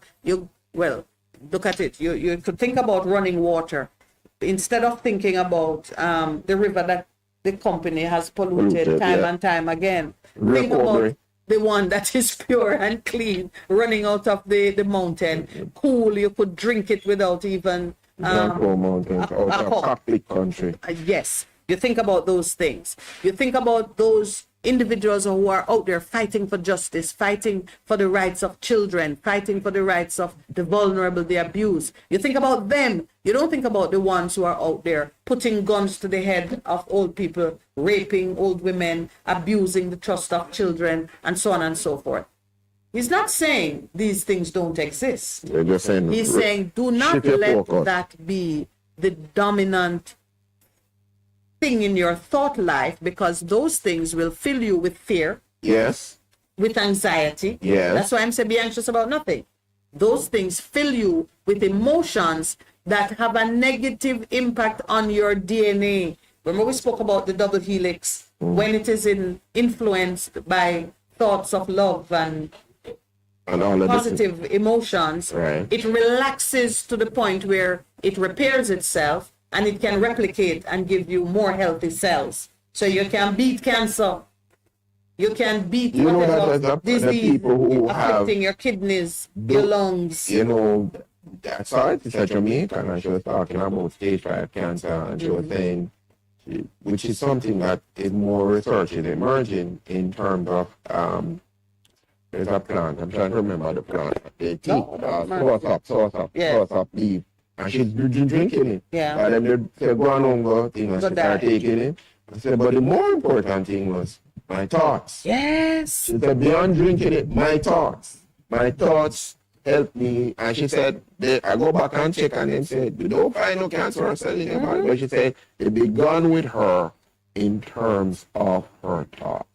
Wow. When you're drinking it, I was in the presence of a pastor who opened a bottle of water, and the way the man blessed the water and declared the water to be a healing stream as he takes it in. He said, that's what I do, man. I bless my food. Anything I'm eating, I give it instructions on what it should do inside my body. This water is holy water. This water is blessed by God. This water will bring life to my organs. And he consumed. There are persons who they got the revelation that what you think, the instructions you give to your food, when it gets into your body, it will do as it is told. Yes, But you have to tell them, no matter if you eat poison. Yes. You eat poison, and it can happen to you, it can't affect you. Yeah, poisonous snakes sting you and Lord, it just falls out of your body. Yeah, walk in because the the light that is in you expels anything that is dark, just decimates it. That, you know, I went to the thought life in Philippians because I was speaking about the imprint of the impartation which we can give to each other through the positive words. That's why people talk about the declarations and so on and so forth, because and I have to use that in counseling, affirmation, daily affirmation, to shift people's self-esteem, low self-esteem, low self-confidence. Mind, we program your mind. Yeah. So your mind can then reverse, redirect, transform the science of what's taking place in your body, because your body is built to take the command from the brain, release this now, withdraw that, shut down this, open up that. Those are the autonomous nervous system works on those impulses. So even while you're sleeping and you're not thinking about food, if your body was wanting food and you fell asleep, while you are asleep, things are going on in your body without your conscious command and control. Yeah. But if you know that you have this power, you can, as you're putting yourself to sleep, give your heart will give your brain certain instructions, and they come into agreement on it. Let's say if two or more agree. They come into agreement on it, and your brain don't bother with them instructions in the night that said this, do that, or whatever. That's why sleep is important. It sets a baseline. Of restoration, healing. It becomes an important thing. You keep saying, fix your mind, fix your thoughts. And one version says, fix your thoughts. Yeah. And it is important. And you know, as we are talking about change in our country that is needed, like, wow, as a friend of mine would say. Like, wow. Like, really, like, wow, we really need to now begin to shift focus from negative in order to positive, transform individual or value the things that are important to us, do that in our individual lives. Yesterday night I was talking about the garbage that we see, and he said if every single person would deal with your garbage, then it wouldn't be a problem. So it's about taking accountability for your thoughts, your action, and then you can be responsible for what you are responsible for. You can't say the other person, because you always think the other person must be.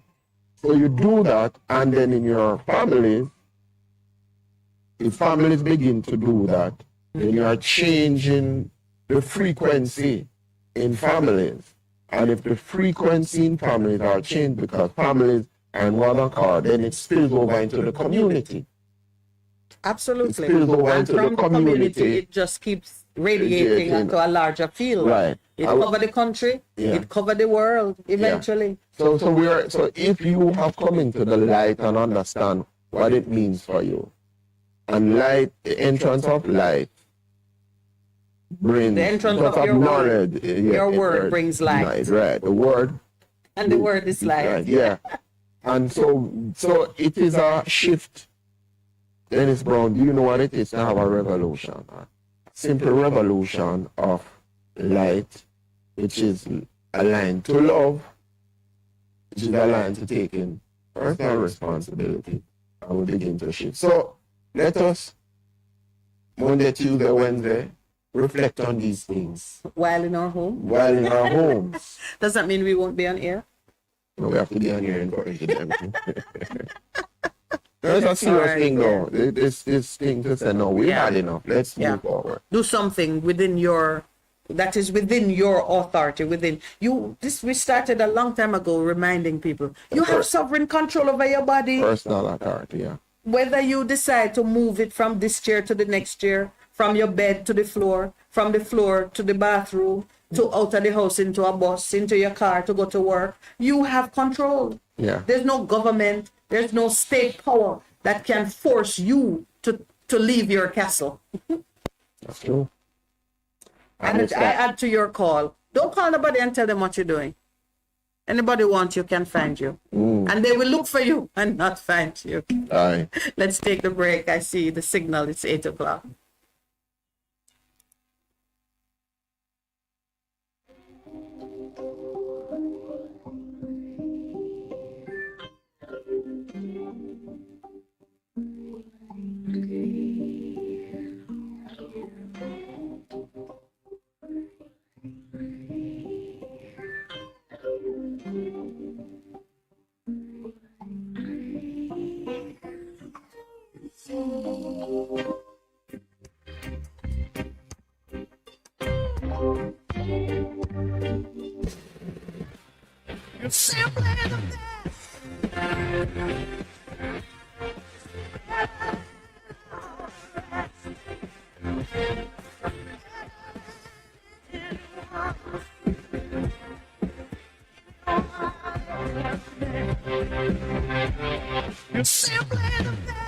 Best FM 100 on your dial. Keep listening.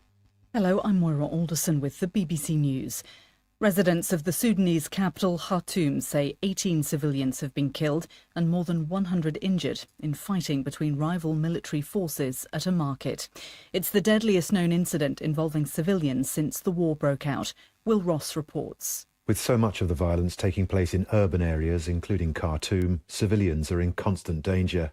The fighting around a market in Mayo in the south of the city included artillery fire and aerial bombardment.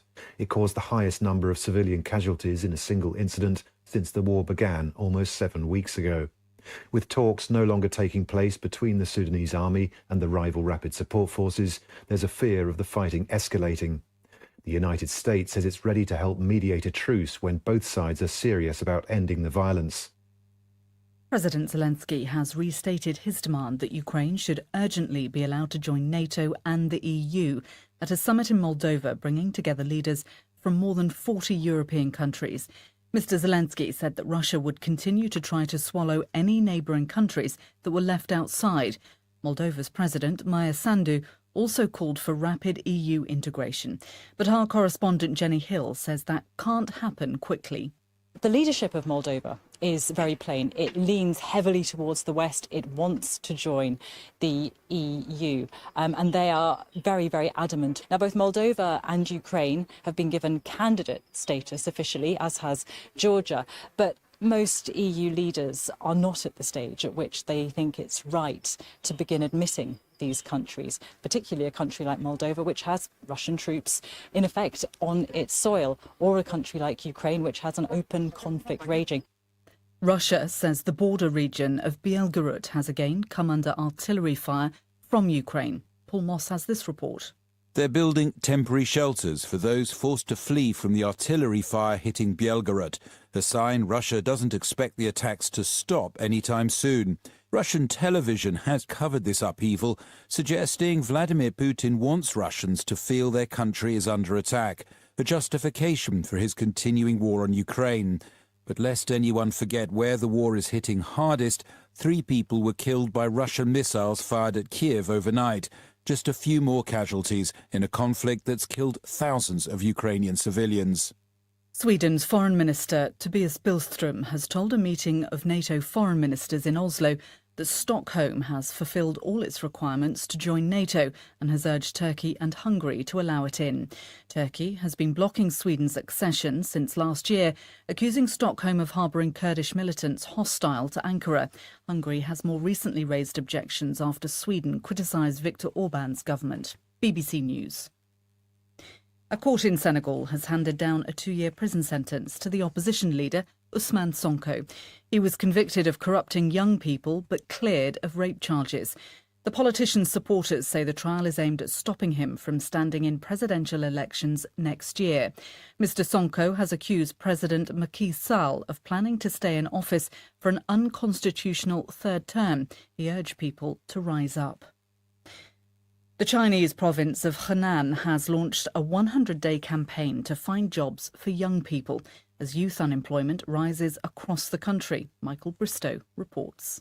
1 in 5 people in China aged between 16 and 24 are out of work, a record. So officials in Henan had to give students one-to-one advice on job seeking and help them find employment in state-run businesses. Similar campaigns are underway across China.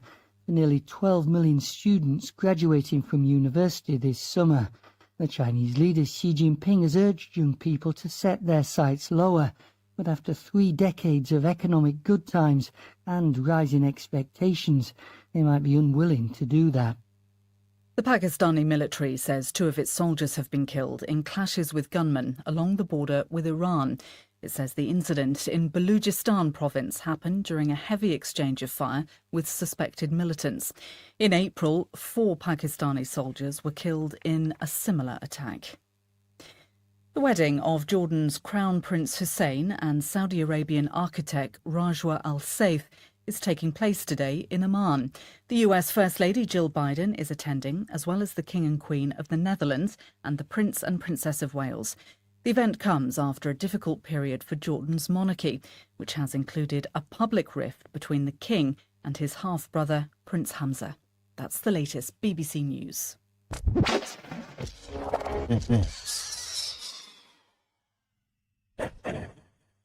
Grandpa, where are you going? But see, I have business done by JPS and I need Steven to take me. I'm going to see what I owe and pay. You don't have to leave the yard, Pops.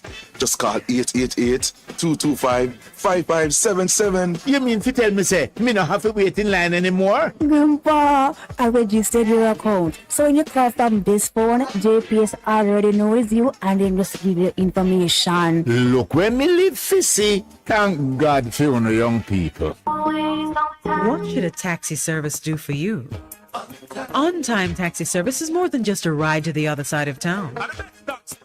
They offer clean and spacious vehicles, reliable service, and promise to always look out for their customers. They'll come when you call and take you where you want to go on time.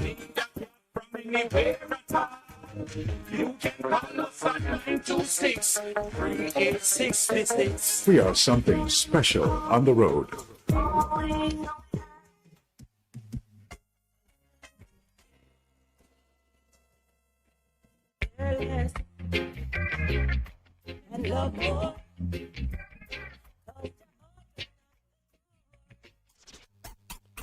Live, camera, volume. Live It Up Fridays on Bess 100 FM. 10 a.m. to 2 p.m. with I, Ibi Lion, each and every Friday. Giving you the better vibes heard everywhere.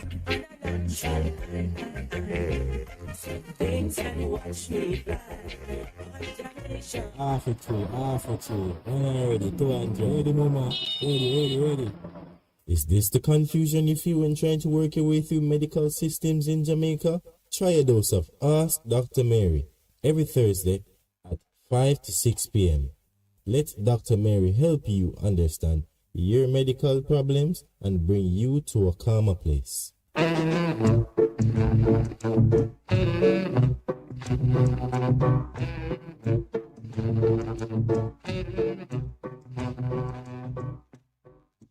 Greetings, brothers and sisters.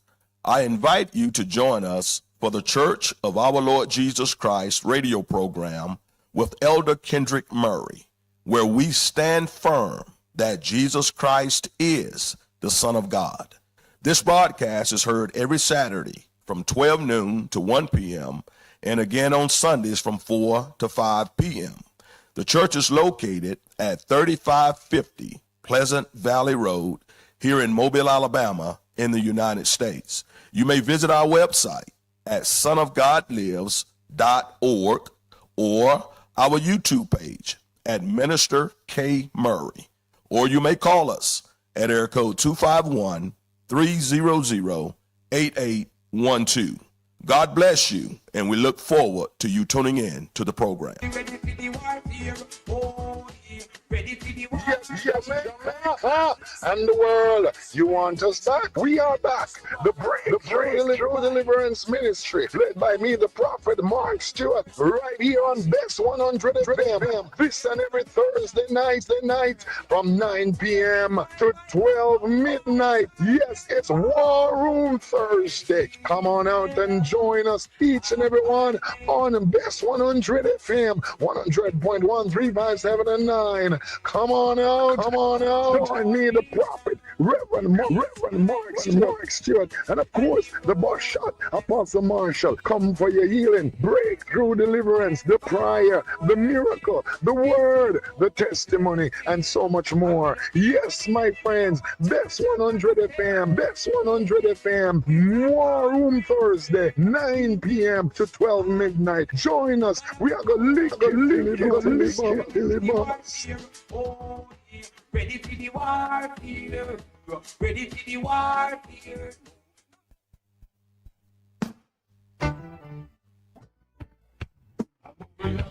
Bess 100 FM presents the Mature and Moving Up Show, Lascelles Butch Chen, on Thursdays from 6 to 9 p.m. Welcome to this pioneering radio program on our continuing work in our maturing years, compellingly defined to educate and liberate the younger generation. Tune in and welcome. Veteran Printers for all your printing needs. We specialize in calendars, flyers, brochures, and more. Call us today at 968-7506. That's 968-7506. Or visit us at 4 East Bloomsbury Road, off Haggard Park Road. Vijay Printers, your best choice in printing.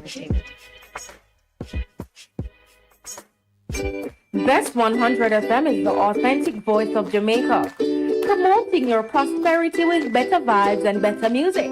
Let us promote your goods and services for you. Advertise with us.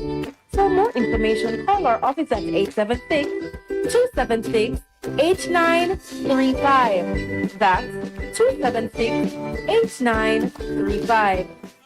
Half a tree, 100, half a tree.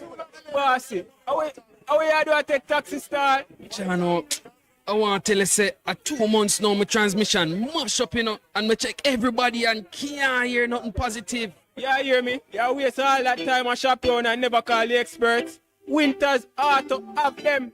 Them have over 35 years of experience and them diagnose the problem and get back your transmission brand new. For them service excellent and efficient. Trust me, man. Yeah, hear me? Call them at 929-7040 or go to them at 106 Maxfield Avenue, Kingston 13 and talk directly to the boss. Just tell them I'm me send you.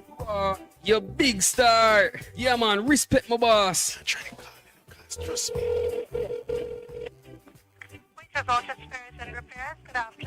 Ah, what a relief.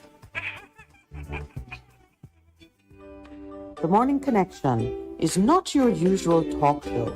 We aim to stimulate discussion and chart new paths to self-empowerment. So please join us, Minett and Percy, on The Morning Connection, Mondays to Thursdays, 6 a.m. to 10 a.m. on Best 100. It's good, it's better, but nothing beats.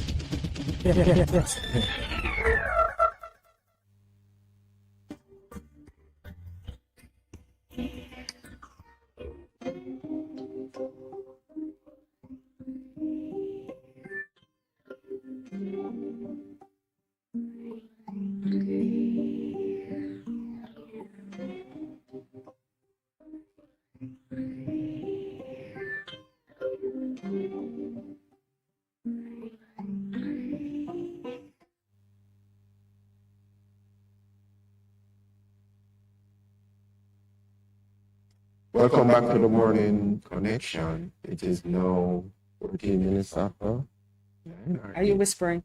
14 minutes after 9 or 8. Are you ashamed of the time? No, I'm not ashamed It's of it. 8:14. Yeah, we're midway through the program. Yeah.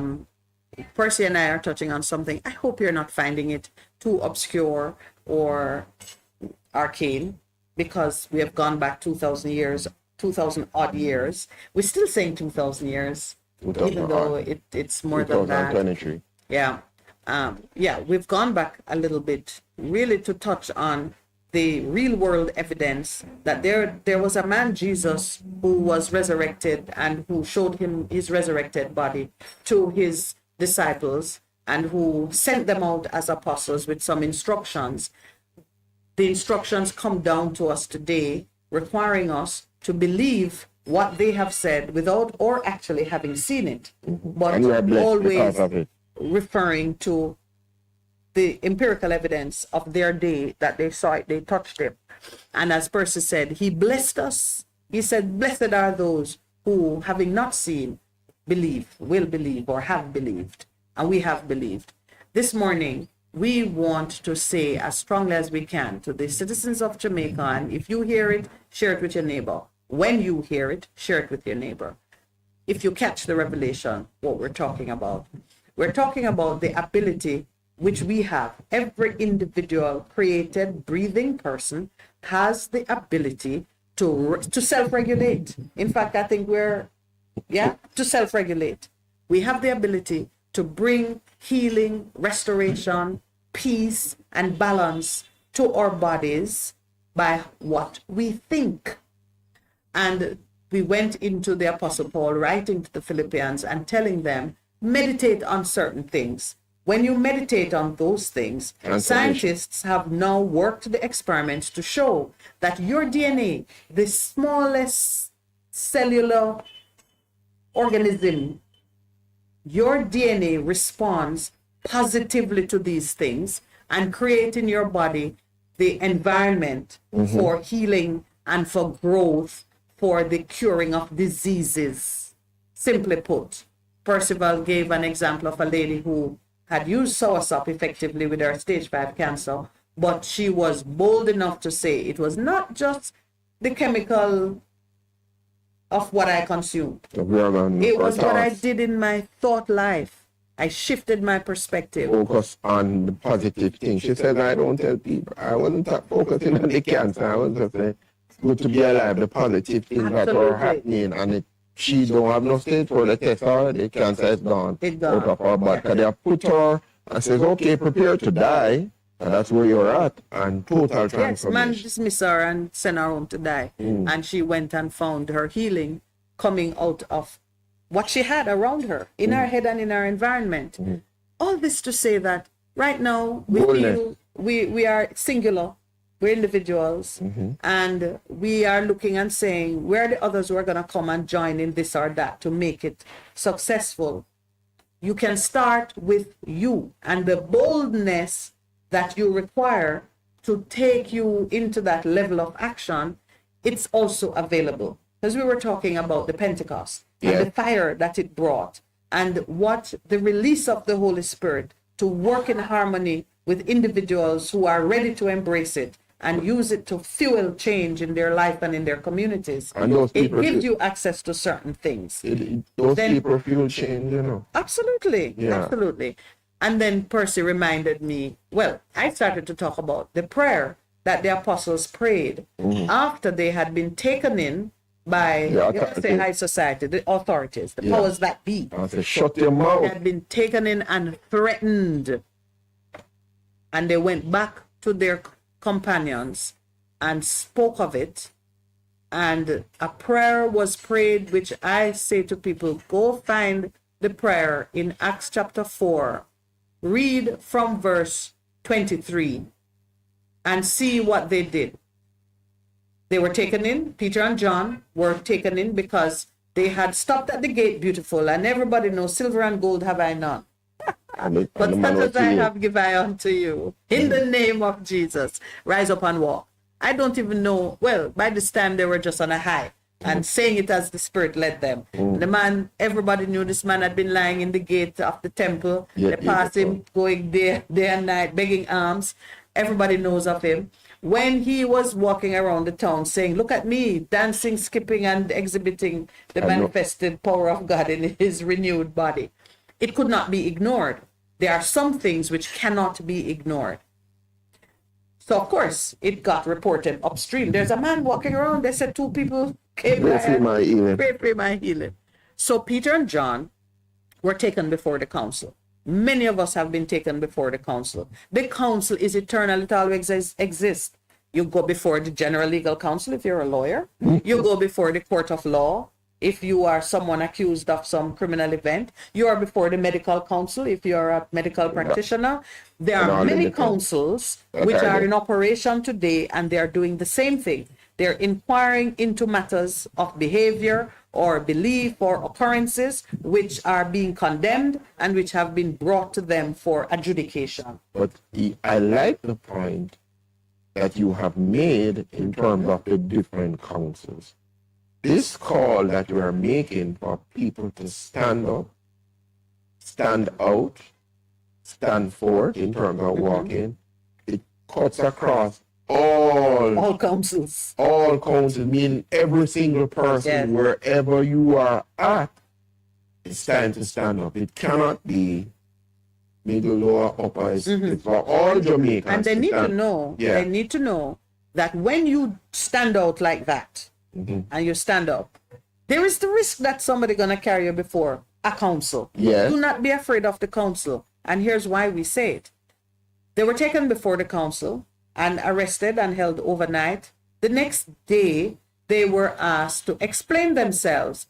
By what power are you doing these things? And when they realized, as will be done with some of you, that these were untrained, illiterate, unskilled people which you're there sitting in your yard saying, but look at me, I'm just at this or I'm just at that. What influence can I have? Oh no, Like you a have great Gideon. power.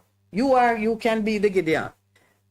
When they were recognized as being people of no great reputation, that made it even worse, because the council said, but I can't ignore this.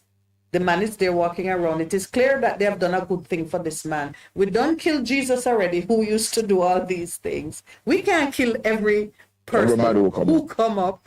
Let us just threaten them severely. The method of the threat, you have to understand now, in today's day, they might not, because we have freedom of speech. So they can't just haul you in and tell you don't speak. They are going to find a way. The threat might be prolonged litigation. They bring a charge against you and it never comes up for trial. You're constantly under the boot heel of it. You keep hearing that, oh, but there's a case against you, or and a lot of us are afraid of being brought before the council. We don't have the money to pay lawyers to keep us out of trouble, and we don't have the skills to deal with it. So we are afraid, and because of that fear, we don't set out. Well, here comes.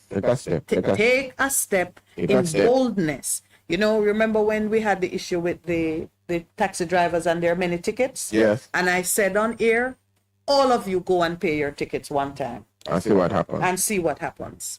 So the power in numbers will also cause the power in numbers, power in unity. It will cause the system to decide, can I really? It's one thing when we have two people that we're terrorizing, but can I take on the nation of Jamaica showing up to express and to demand? They said, let us threaten them severely and let them go. And what was the threat? The threat was... Did they beat them? No, they didn't beat them that time. That was the first. They did lay on some beatings afterwards. They didn't beat them that time. They just threatened them severely and sent them off and said, stop it. Do not speak these things. Enough of this talk about Jesus of Nazareth.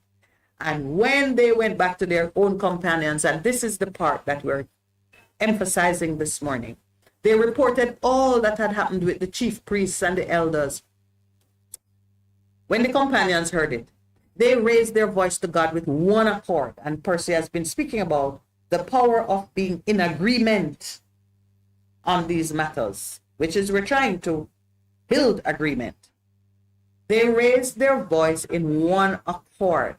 They said, Lord, you are God who made heaven and earth. And they recognized the sovereignty of God over the created world. And then they quoted some Psalms pulling from King David, who is highly revered in their culture. And they spoke up against the unlawful, vain plots of the kings and the princes of this world. And then they called on God to answer them. They said, now, Lord, look on their threats. You know, even as we're speaking this, we are, of course, intervening and interceding in the highest courts for our nation.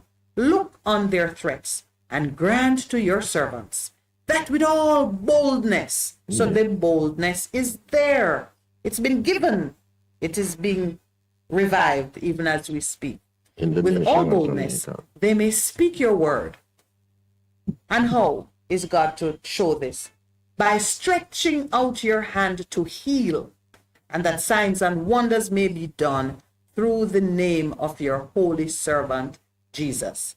And when they had prayed, the place where they were assembled together was shaken physically. And they were all filled with the Holy Spirit, and they spoke the word of God with boldness.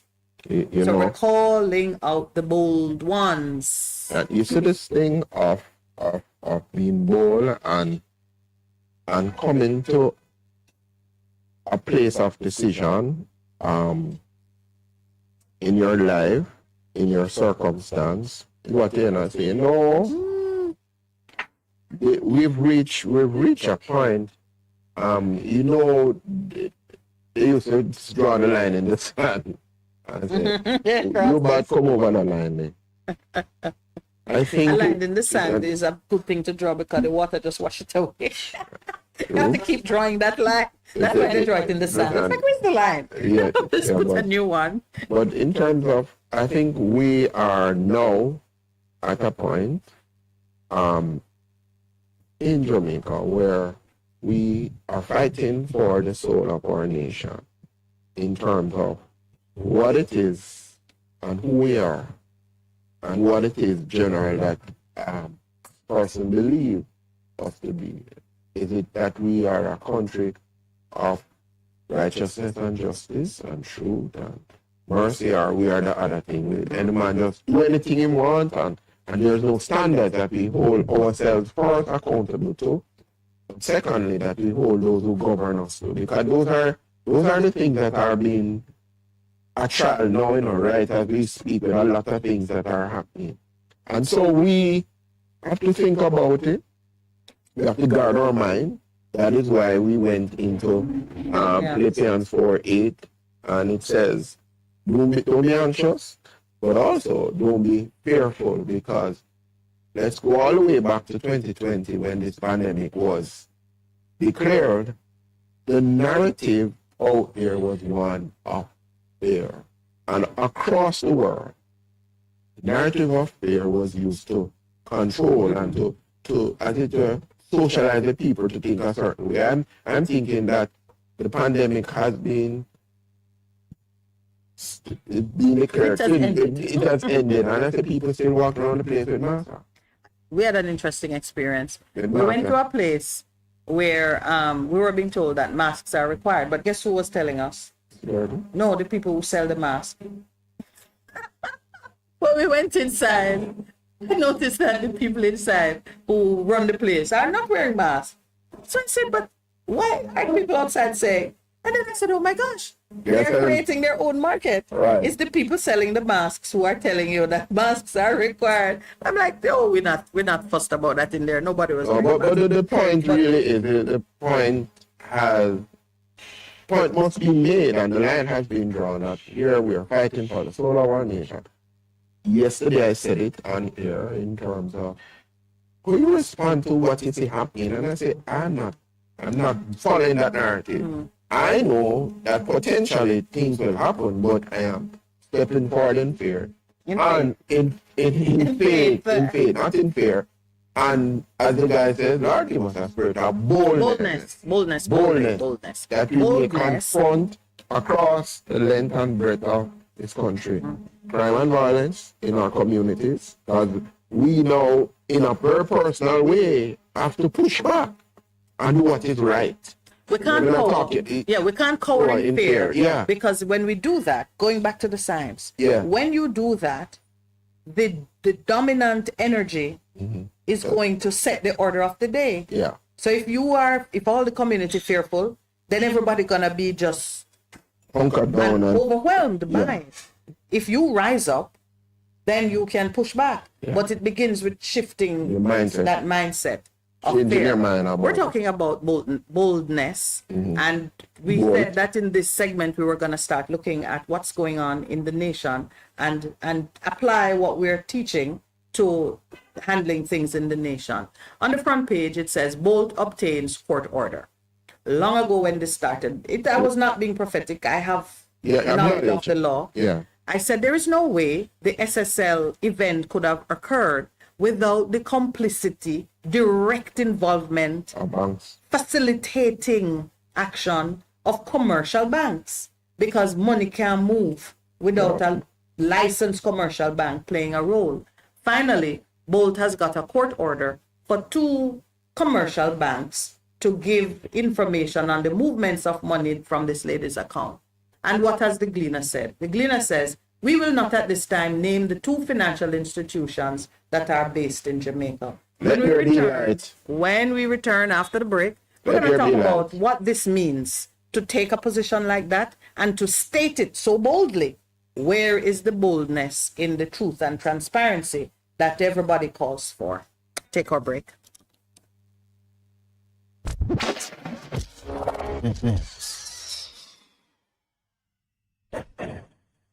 Grandpa, where are you going? But see, I have business done by JPS and I need Stephen to take me. I'm going to see what I owe and pay. You don't have to leave the yard, Pops. Just call 888 225-5577. You mean to tell me, say, me not have to wait in line anymore? Grandpa, I registered your account. So when you call from this phone, JPS already knows you and they just give you information. Look where me live, Fissy. Thank God for you young people. What should a taxi service do for you? On-time taxi service is more than just a ride to the other side of town. They offer clean and spacious vehicles, reliable service, and promise to always look out for their customers. They'll come when you call and take you where you want to go on time.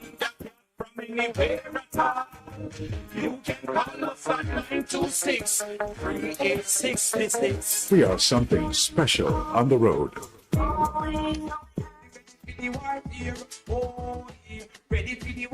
Yes, and the world, you want us back? We are back.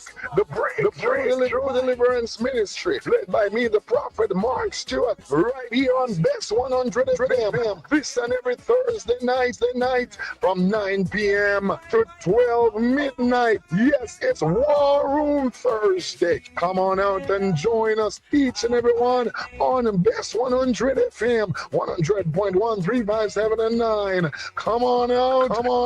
Join me, the prophet, Reverend Mark Stewart, and of course, the boss shot, Apostle Marshall. Come for your healing, breakthrough, deliverance, the prayer, the miracle, the word, the testimony, and so much more. Yes, my friends, Bess 100 FM, Bess 100 FM, War Room Thursday, 9 p.m. to 12 midnight. Join us. We are going to lick it. Ready for the war here. Ready for the war here.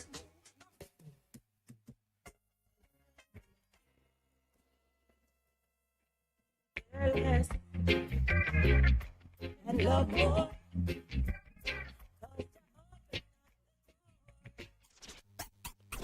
Live, camera, volume.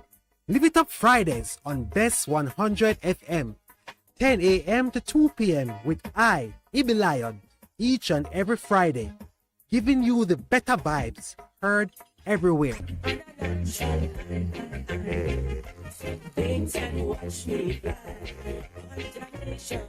Greetings, brothers and sisters. I invite you to join us for the Church of Our Lord Jesus Christ radio program with Elder Kendrick Murray, where we stand firm that Jesus Christ is the Son of God. This broadcast is heard every Saturday from 12 noon to 1 p.m. and again on Sundays from 4 to 5 p.m. The church is located at 3550 Pleasant Valley Road here in Mobile, Alabama in the United States. You may visit our website at sonofgodlives.org or our YouTube page at Minister K. Murray. Or you may call us at area code 251-300-8812. God bless you, and we look forward to you tuning in to the program. The Morning Connection is not your usual talk show. We aim to stimulate discussion and chart new paths to self-empowerment. So please join us, Minett and Percy, on The Morning Connection, Mondays to Thursdays, 6 a.m. to 10 a.m. on Bess 100. It's good, it's better, but nothing beats.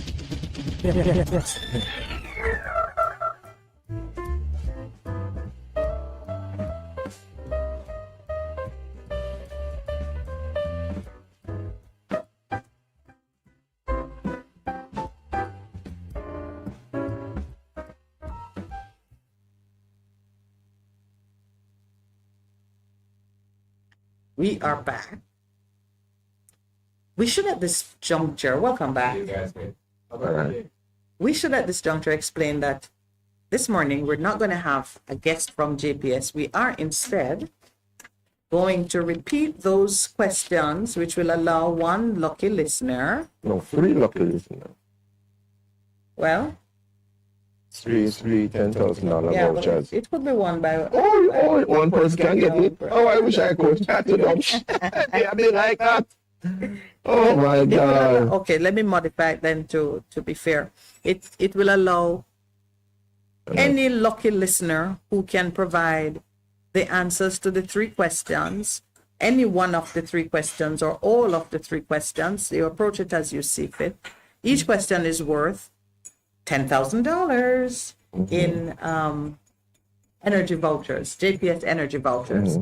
The first question is, when did the tram car service end in Jamaica? This is the tram car service that was provided by JPS. So if there was some other tram car that we don't know about, please don't come and tell us about the tram car that was running in your village by, Farmer Joe. The second question is, which power plant is a floating barge? And floating is important because it could be a retired barge that is on land somewhere. Floating barge. There's a reason it was floating or is floating. And the third question is, what is the name of the network for charging electric vehicles, which is being built now by JPS? So in our JPS segment this morning, we are repeating the questions that were asked by the vivacious Audrey Williams the last time. That Yes. The first question, when did the tram car service operated by JPS end? When did it end? And the second question is, which power plant is a floating barge?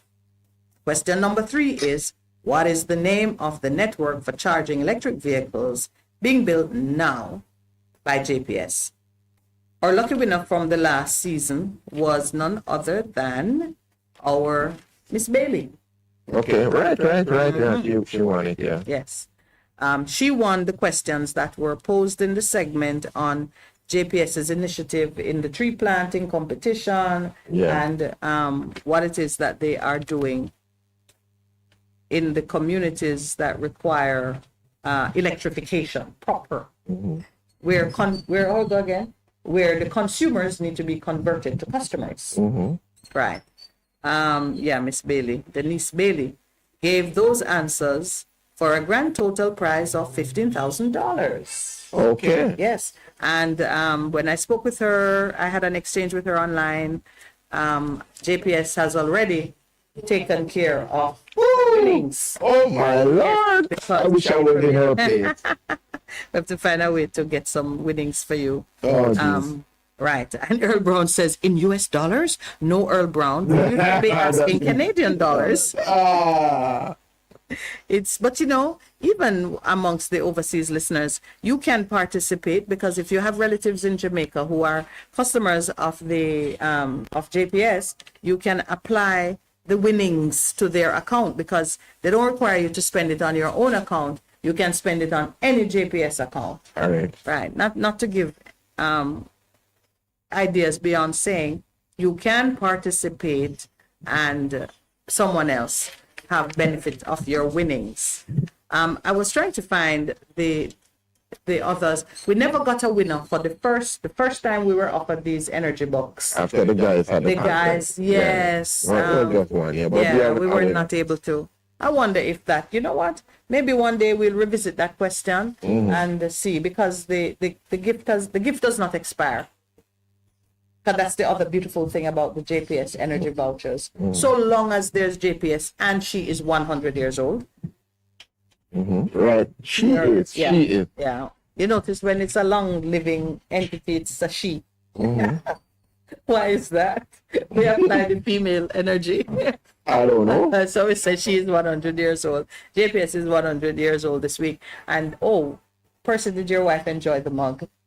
Yes, she did. Used it. She commissioned it. Yes, a massive mug. It's a massive mug. I didn't realize that it was super sized. No, yeah, but we enjoyed. Just so you know, Percival and I shared the basket, and I tell you, there was enough to go around. You enjoyed your share of it.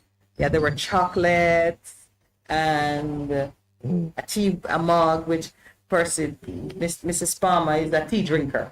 Yeah, so, right. That one went home with Percival, specifically for her, not for Percy. Because, when we produce these programs, your whole family give up a little something to make the program possible. Yeah, about it. And your wife, well, tell me if it's a little something she give up, but she gives up the company of Percy early in the morning. Yes. which is serious snuggling time. You understand? So, what did Lowell get? Oh, I think Lowell got the champagne, Yeah, right. the alcohol-free champagne, because we both journey here to do the program in the mornings. Ooh, Earl Brown put an answer on Earl. All right, but you have to spell the word correctly, or else they'll say you're answering a different question. Earl Brown said the Trump stop run. May 10th. Very specific. I'm gonna log that. Let's log the answer. What time is it? 8:41. Yes. Earl, I'm logging the answer. 8:41 a.m. on the 1st of June, 2023. Earl Brown. Answering question 1. Well, I tell you, that kind of precision says something. All right. Got that, Mr. Brown? I shall communicate your response and test it against the other answers we have received for accuracy. The first correct answer naturally wins the prize. So that's a $10,000 prize. So please revisit the episode of our show that's online if you have to, and participate. Get some.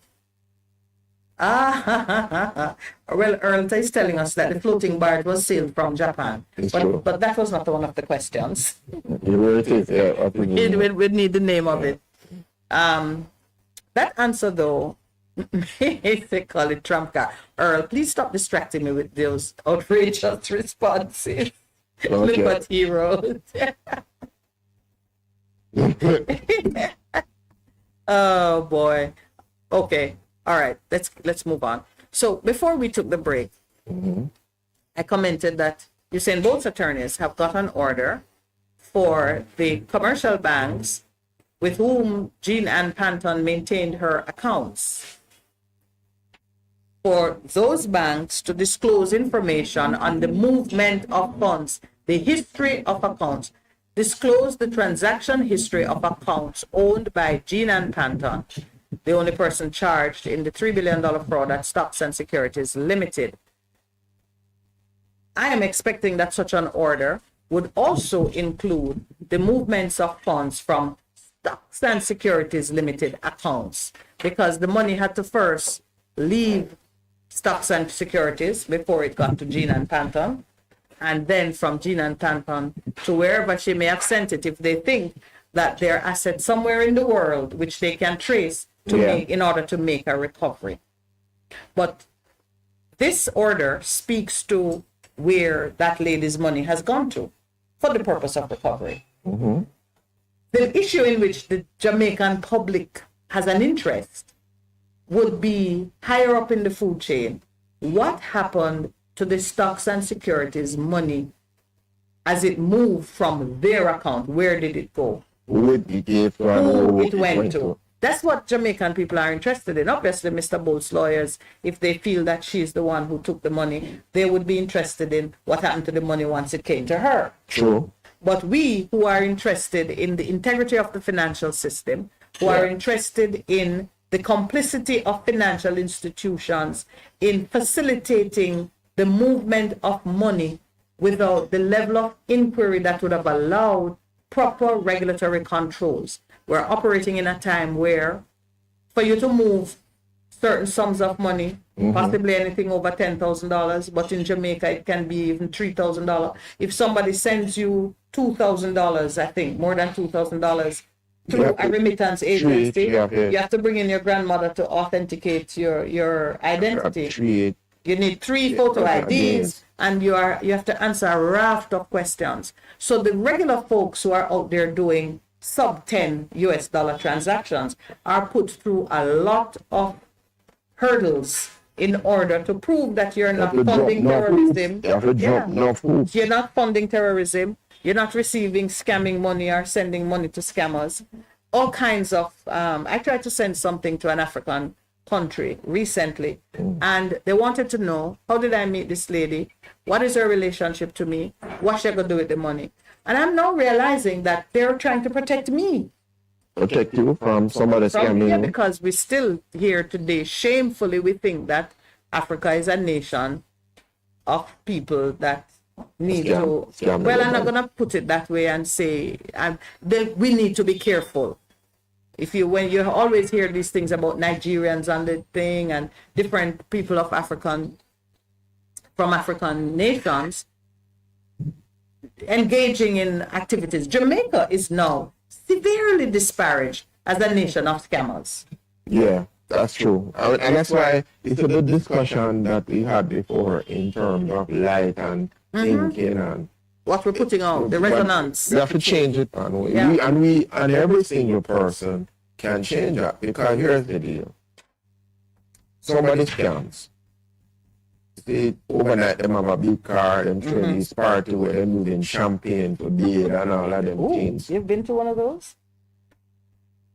Look at Percival. But I think I'm in the know. And I'd never heard about the bathing with champagne parties. Oh, no. And so... Unless it's somebody named Champagne. No, that means so. No. But the fact is, when you see that kind of activity,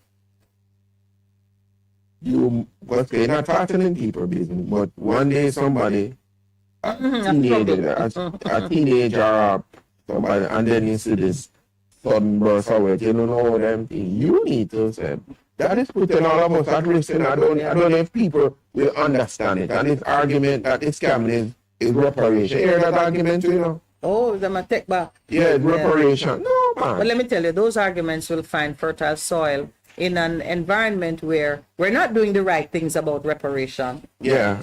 So by any means possible becomes an allowable sentiment. But they will say it's reparation. Or we're only taking back what they robbed us of. Mm-hmm. But as we talk about reparations, I just want to mention that June 8th at 7 o'clock, there will be a discussion on reparations on the findings of Justice Robinson, who used to be a part, he's Jamaican, and he's a part of the International Court of Justice. I think he's recently retired. He's doing a fulsome report in terms of what. Do you need to mention that it's Julian Robinson's father? He's Julian Robinson's father, and Heather Robinson's father too. Brother, whatever it is. But this is happening. Robinson's father too.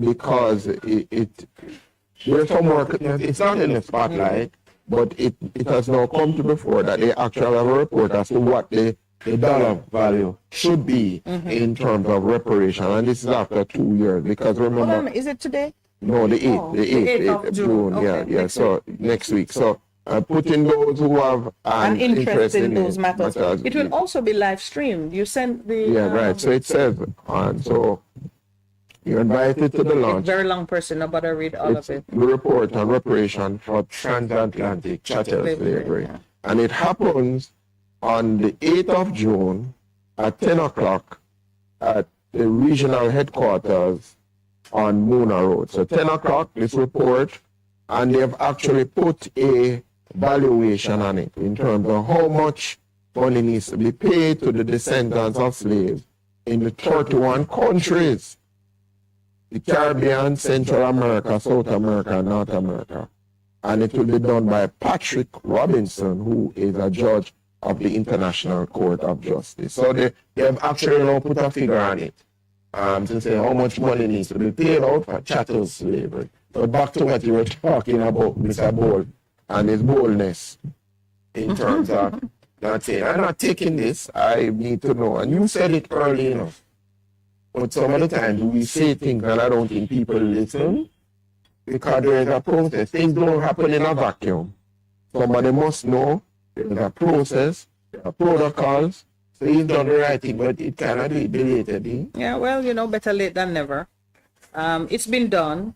I caution the Gleaner on this kind of sentiment, as if an order made in court, which unless it is under gag control, meaning the court has made an order that the details are not to be disclosed and nobody's to talk about it in the media, an order made in court that you actually know and have. I chastise you for making the comment that you will not name the institutions at this time, and you don't even offer an explanation. why you would not do so. You, as a national paper, giving people news that you want them to treat as credible, transparent, and of high quality. Mm-hmm. You take a position like that, Creative. you are showing that you are not a disinterested party. Let's put it that way. For one reason or another. If you want to make a commentary about, the possible ill effects, and you shouldn't be concerned about that, the bank is the one that needs to cover its bases where that is concerned. But for the public, our interest is in understanding how something of that magnitude could occur for so long without commercial banks being sensitive to the impropriety of the lady's conduct. They know who she is. They know the source of her income. They have a general idea of what transactions ought to be occurring. And hard currency transactions of a certain value are supposed to be reported as a matter of course to FID. Mm-hmm. If you're not satisfied, if you have cause to be suspicious. Now a lady is coming afterwards to say that some of her activities were downright criminal. Mm-hmm. How did she satisfy you? Oh, that what she was doing was legitimate. Oh, you're talking about the bank now. I've seen that if you get the money after the... Hey, is it serious with the bank? I had a recent thing and I must comment on it. And we need to see it for what it is.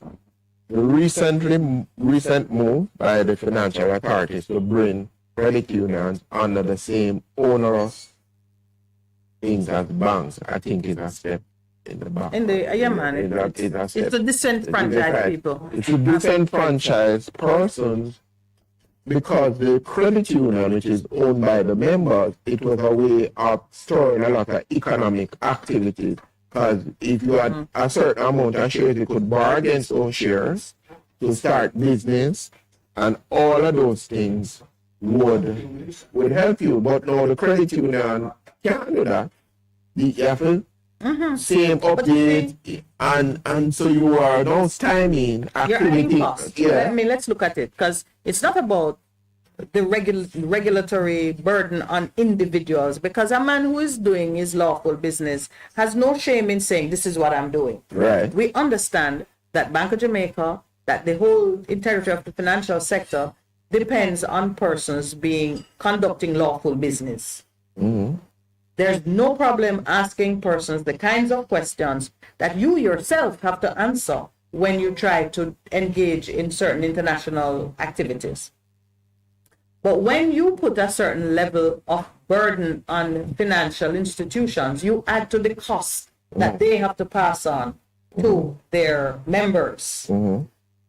The credit unions, the cooperatives, and so on, were always meant to be there to facilitate an unleashing of the productive and entrepreneurial energy in the lower, smaller business models. That's what it was there for. To facilitate home ownership, to allow you to self-start your businesses, and so on. When you put them under the same kind of regulation and cost structure as the commercial banks, without giving them the license and the freedom to attract the high-value business of commercial banks, you're trying to shut them down. That's what you're doing. And then if you want to borrow, I could do my business in a commercial bank, I wouldn't be going to my co-op. It's because my credit union offers me something that is more relatable and attainable. Why I am with my credit union that I own a share in. You own because the members are the members self-fund. That's the model. And it's unfortunate that it has gone that way. Yeah, but you know where it comes from, Percy? It comes from the commercial banks seeing that citizens are preferring to put their money together and spend together. Yeah. They see the credit unions as competitors, and they are saying to the regulators, if that is my competitor, he must be subject to the same rules and regulation. That's where it's coming from. It was bad art.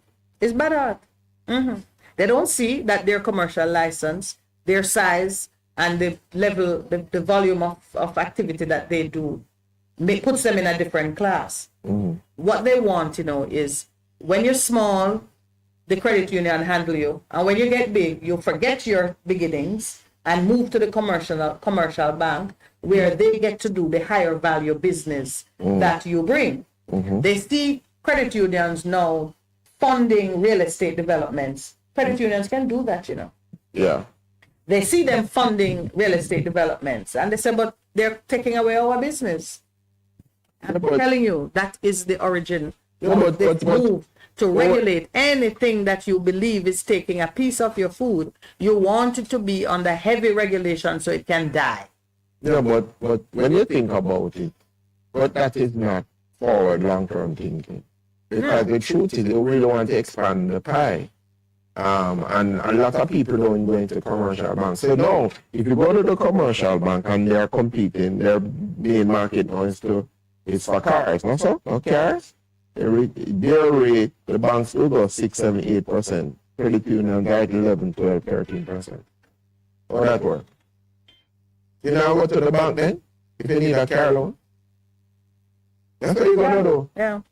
It's unfortunate. I think it has been very unfortunate. It is. And I never knew it. And yeah, but then you ask about government and say, really the government they're doing all of these things. Like remember the $100 million loan window that came for people who were in 200 that the minister had announced at the last budget, not this budget, and there was no take up for the people who drive taxi.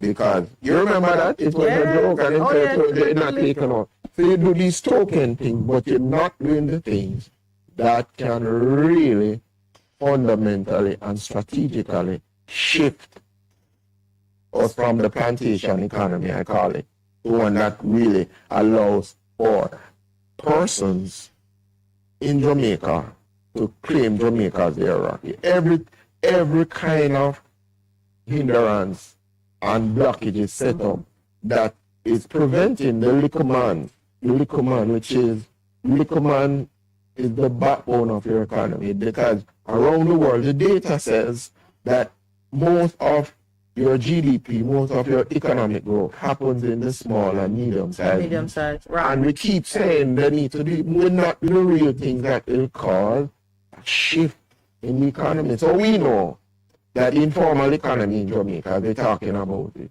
is 40-50%, probably even bigger. Well, the fact that we haven't gone into civil war tells you that it's bigger. Yeah. Because when people are truly dying, they will use themselves as the ammunition to take down the oppressor. It's unfortunate. Yeah. All right. So that's the commentary concerning what's happening with SSL and Mr. Bolt. There is a level of work to be done in understanding how the commercial banks participated in this movement of funds. Why didn't the system, which requires us to flag certain transactions, why didn't it work? Why didn't it work to bring attention? Or did it work and others failed to carry their end of the bargain? Where did the breakdown take place? Some of us saw it as taking place with the FSC regulator. But they flagged it, you know. And we saw that they had done their work. And it went to the minister. Some of us look at the ministry And to the see minister what said that happened there. it was not there, you never get a report. How can And then it said it was in the building but not brought to him. Oh, foolishness. And then it was on his desk but not actually read. But it's not to read everything. But if you see, if you look at the sequence of events and all of the half-truths and misinformation Is it that 9 goes o'clock on there. already? Yeah. We're getting a signal to take a break, and all we've talked about is how we handle this situation with Mr. Bolt and the inquiry into the banking that needs to take place. Please stay with us. 9 o'clock. We'll be right back.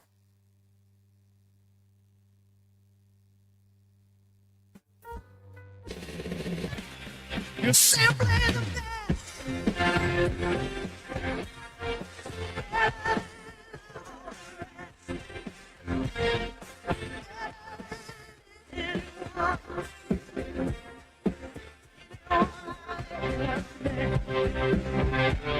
You're simply the Best FM 100 on your dial. Keep listening. Getting fired when you tune into vent. Brought to you by Via Express Couriers. This and every Wednesday at 5 p.m. on Best 100 FM. Hear from some of Jamaica's top entrepreneurs. Get updates on deals and upcoming events, tips for business, and pure vibes. Vent, a safe space for discussion. Make a chat, no man. Looking to clean your vehicle super clean? 123 Clean Car Wash, located at 2 1/4 Osborne Road, Kingston 10. Entrance on Grove Road, below Tropical Battery. They wash and vacuum, undercarriage wash, engine wash, polish and compound, shampoo and detailing. Call them at 876-631-3400. 123 Clean Car Wash, the best in the business for a cleaner wash. Believe me, it's so easy. 1, 2, 3. Veteran Printers for all your printing needs. We specialize in calendars, flyers, brochures, and more. Call us today at 968-7506. That's 968-7506. Or visit us at 4 East Bloomsbury Road, off Haggard Park Road. Veteran Printers, your best choice in printing.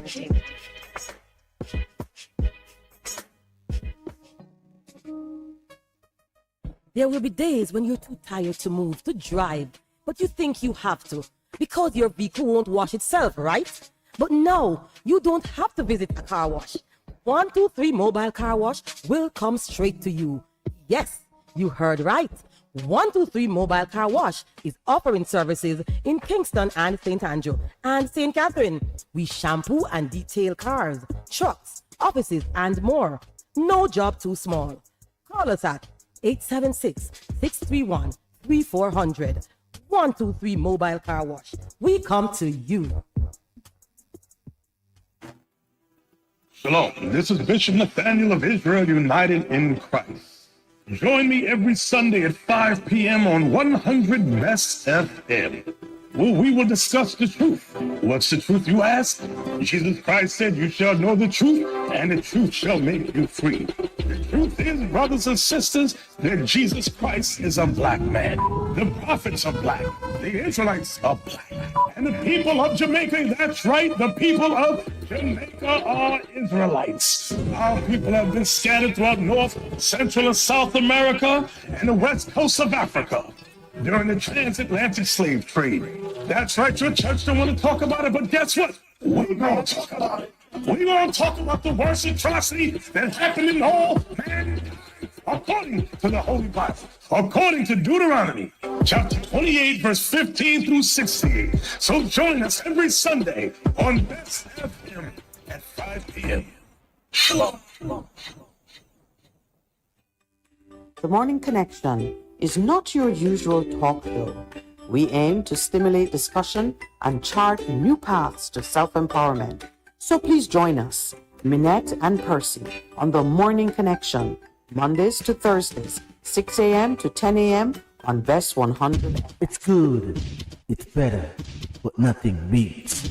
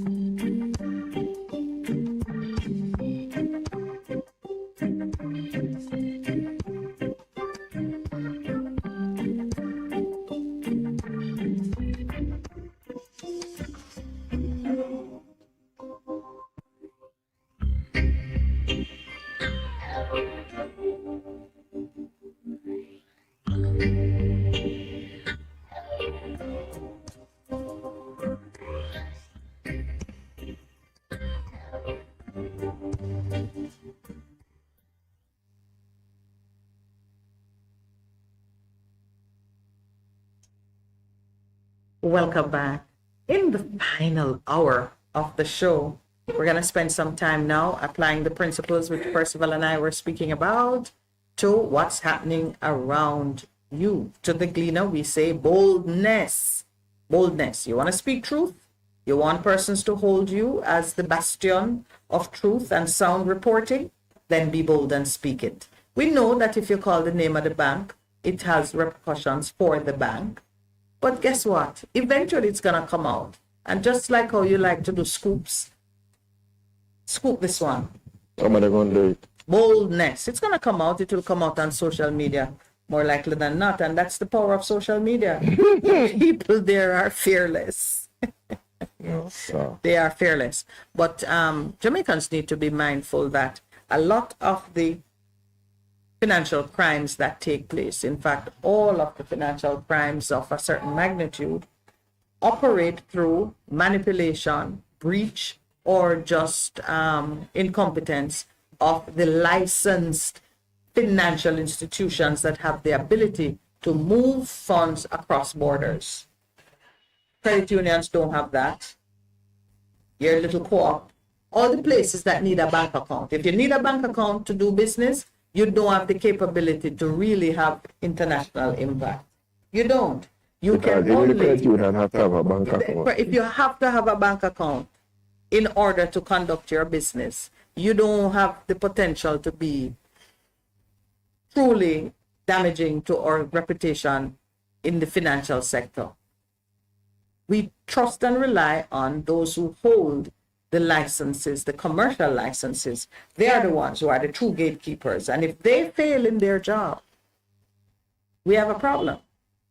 The kind of money that came out of SSL had to create some kind of sensitivity in a commercial bank somewhere. Somebody have to say, hold on. What really I do? What is happening here? Yeah. And so we hope that Kroll and Associates really, because I think You're still talking about them. Kroll and Associates, but they were brought in to help to trace, to track. And They were brought in by, is it by the minister? By the minister, good. So the minister or the minister or the trustee? The minister. A trustee has been appointed over SSL. It is still a matter in court because SSL is saying the trustee of their choice is Mr. Cadian Campbell, and the FSC blocked them in making complete that move and has put in place BRC, Mr. Tomlinson, as trustee. So right now there is a legal issue as to who should be in control as trustee. So that's before the courts. The court ruled, and SSL Campbell are appealing the order by which they were shut out from appointing their own trustee. I think that is where Caroline Hay, King's Counsel, is representing SSL and Cadian Campbell. Yeah, but okay. So there are two things happening. There's the matter of who should have control of the SSL assets during this time, such as they are. And then there's the issue of clients of SSL. So That's Miss Ford. She's in it too? Yes, she's mentioned. Okay. So there is an application by Mr. Bowles, Wellgen attorneys. They succeeded in getting the order for disclosure. Yeah. When that order is fulfilled, it should provide details that would be of assistance to Miss Ford. Because you can, these tracing orders are specific to the amounts of money. So if I can show that $10 were taken from Percy's account, it went into Miss Panton's account on a certain date, you track when your money left and when it was received in her account, and then you see $10 or $8 going out proximate to the receipt of your money. You see that money going out, you can say, all right, Percy's money went to X place. You see another set of money coming from Jim Brown's account, You notice when it hit her account, and it's Use capable. Percy's account, or use Jim Brown. That's Did Jim Brown die? I don't even never sure about that. In prison. I'm not even But sure. yeah, you see, you can look at when the money left one place, arrived at another, and what happened to it after it arrived. And if it was used to buy a motor car, then Percy can say, I trace my money into the motor car. May I have it, please? Can I have my motor car? Yes, yeah. But that is so different from the lady from NCB who was classing. No, they're doing that with her. They do that as well. Oh, so they because remember. Yeah, you can trace where the money went. So that's what they're doing. So now they are putting a hold through FID on the assets. So when they recover her assets, the bank who has said $119 million belong to me, if they find that that money went into this house versus that house versus whatever asset, you can lay claim to you trace your money into the asset that it was used to obtain. Oh my Lord. And the truth of the matter is, well, these digital, what I like about the digital, here comes the rain that we spoke about all morning. What I like about the digital economy is that, yeah, you can burn up papers and hide books and chew up whatever you can put in your mouth. You can't do anything. It is all there. Yeah, let me tell you, man, there are experts who can recover the data from the burn-up computer. And if with this cloud computing thing, if it enter the cloud, it will rain. Somewhere, somehow, you can find it. And I love that about the digital economy. Then the other thing that we wanted to talk about, come Percy, I'm hugging the show. The Prime Minister has called something dangerous rumors. Not rumors. What the reality is. What Let me hear how you answer it. It's not rumors. It's not rumors. It's not always come out of the roots in the SHR. Yes. And they know that we see it in Revelation. Quote him a little bit now so we can reacting to rumors and growing suspicion among segments of the society. Prime Minister Holden said it was stupidness that some Jamaicans and others have recently been criticizing the government over its establishment of new banknotes and a cashless system with digital currency. And what he's referring to, I think we talked about it here. There was a video that was making the rounds with somebody saying how the digital currency, it named some characteristics of the digital world that can have your money being uniquely identified, that can have it geographically fenced so you can only spend it in one area for certain goods and so on and so forth. Is that true or is it not true? It is true, but, but it is true. Yeah. But a good thing to know is that that's not a new thing. No, it's not a new thing. It's just that it come closer to home. That's not a new thing. When you have a credit card, You can track it. and you can see exactly where the money was spent. And not only that, nowadays, if you use any of your card, in 5 seconds, you get a text message say, did you spend it? Yeah, so they know it. Yeah. And persons who have had to, like if you have a debit card, you have an account overseas, or you have a credit card from overseas, and you try to buy gas in Jamaica, or supermarket, they block the transaction. So you have to and call you have to call first and let them know what you're doing in Jamaica. So it is not a news. It's not. They were doing it to us on the basis that we are a hotspot for fraud. At that time, most people would have appreciated it as protecting their resources against fraudulent separation, being separated from it fraudulently. But today, we're looking at it with new eyes and expressing concern that this power, which has long been around, is going to be used abusively to disenfranchise. Because they don't trust. And that's because of lack of trust. Because they don't trust. That is what it is. That's neither ignorance nor stupidity. It's not stupidness. It's lack of trust. That is what the foundation. Because in other countries,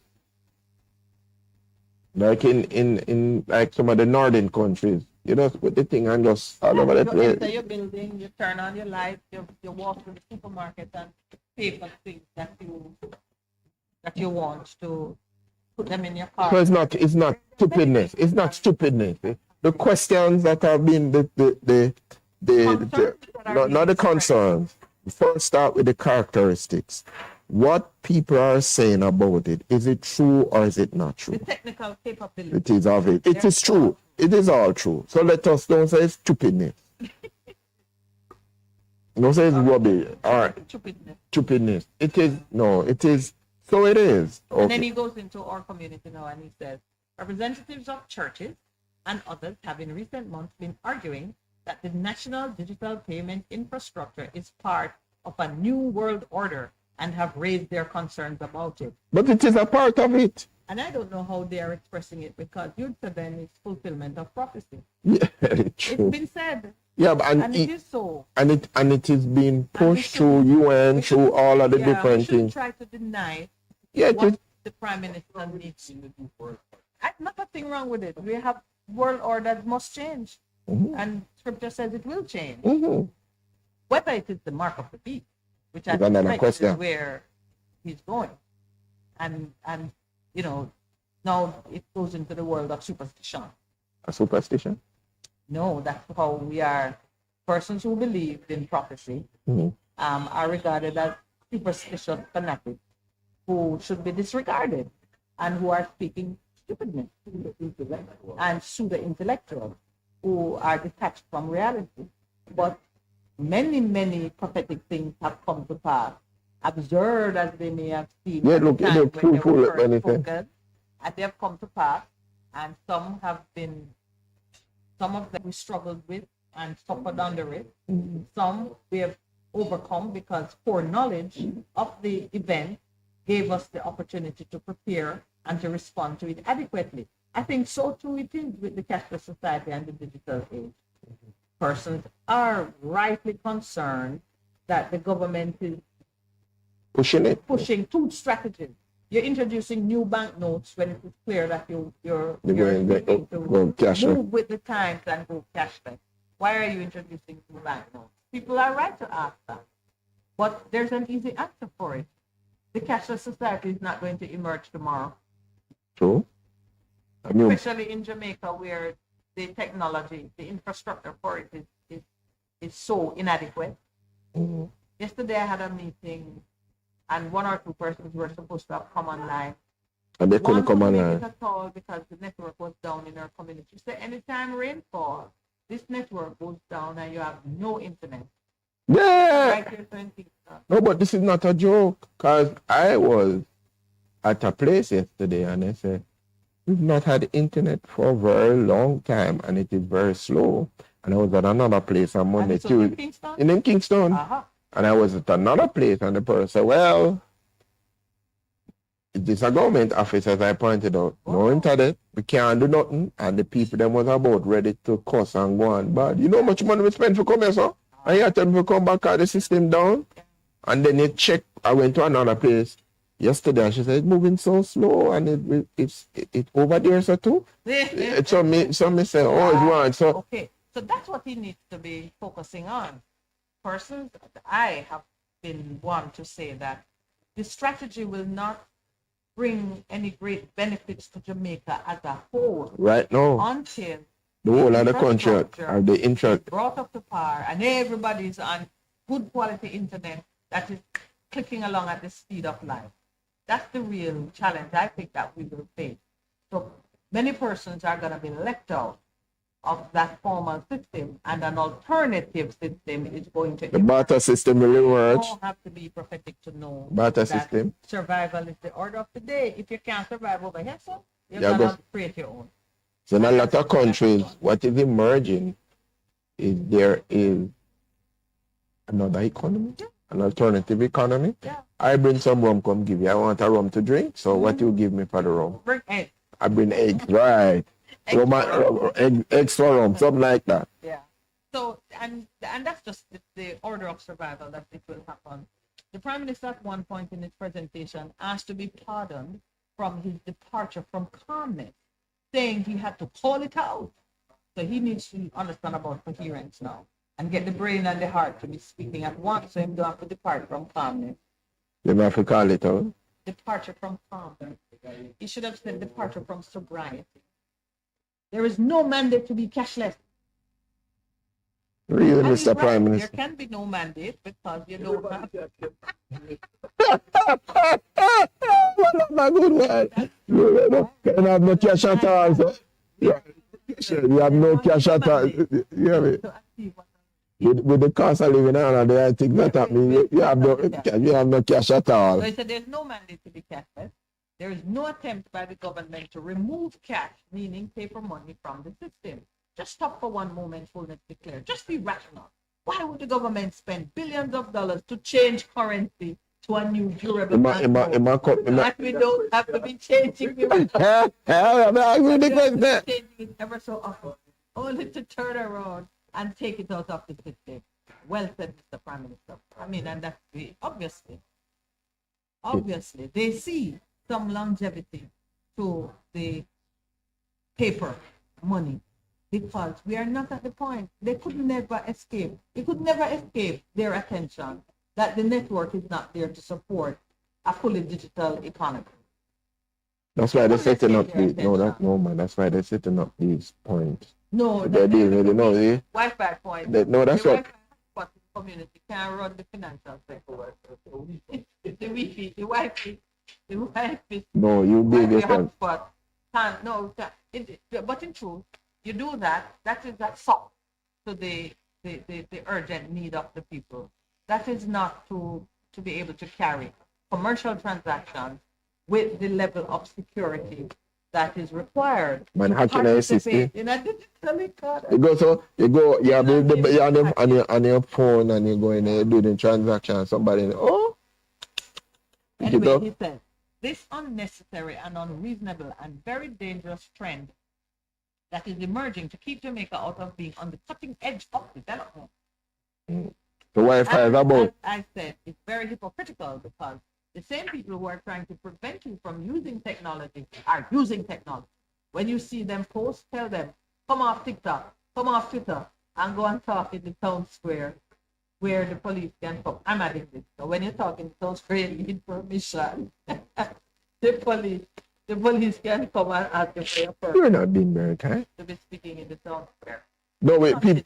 The Prime Minister stated that on Wednesday morning, he was looking at a Twitter post with someone saying, with digital currency, government can restrict your transactions. With digital currency, government could get up today and say, no more, you can't do any business. And that made him upset. He then said how concerned he was for those individuals who were attracted to online rumors. Don't you see it is stupidness? But the number of people who have followed it gets me worried about what Jamaicans are consuming as information. I'm worried. Where is our reasoning? And why is it so simple for us to be attracted to by rumors? As your Prime Minister, I have a duty to call it out when I see it. He shouted, says the leader. All right.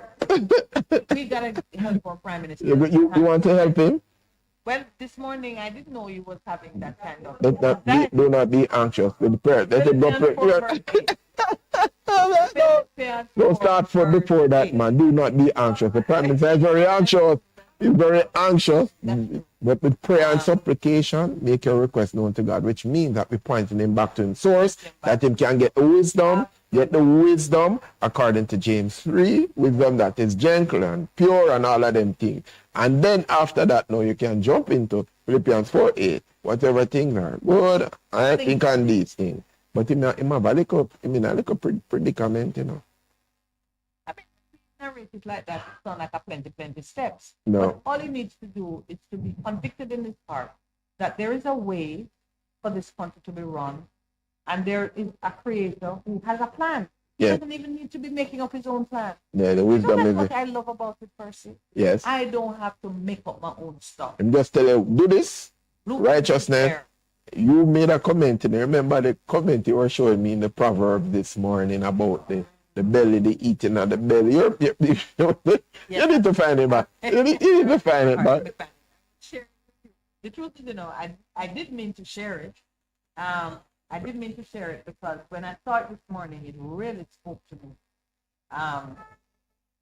But you know that you. No, but that one, it is so. So it says, the righteous eats to the satisfying of his soul, but the stomach of the wicked shall be in want. When I read it, this morning. It just went straight to. It took me straight to the leadership and the governance structures under which our country operates. Correct. I said, if you have people who are in charge of distributing resources, apportioning, prioritizing, whatever they're doing, and they are righteous in their intent. And they're thinking. And the motivations of their heart. And they're not into PR, but doing what is right, what is right for the betterment of the people.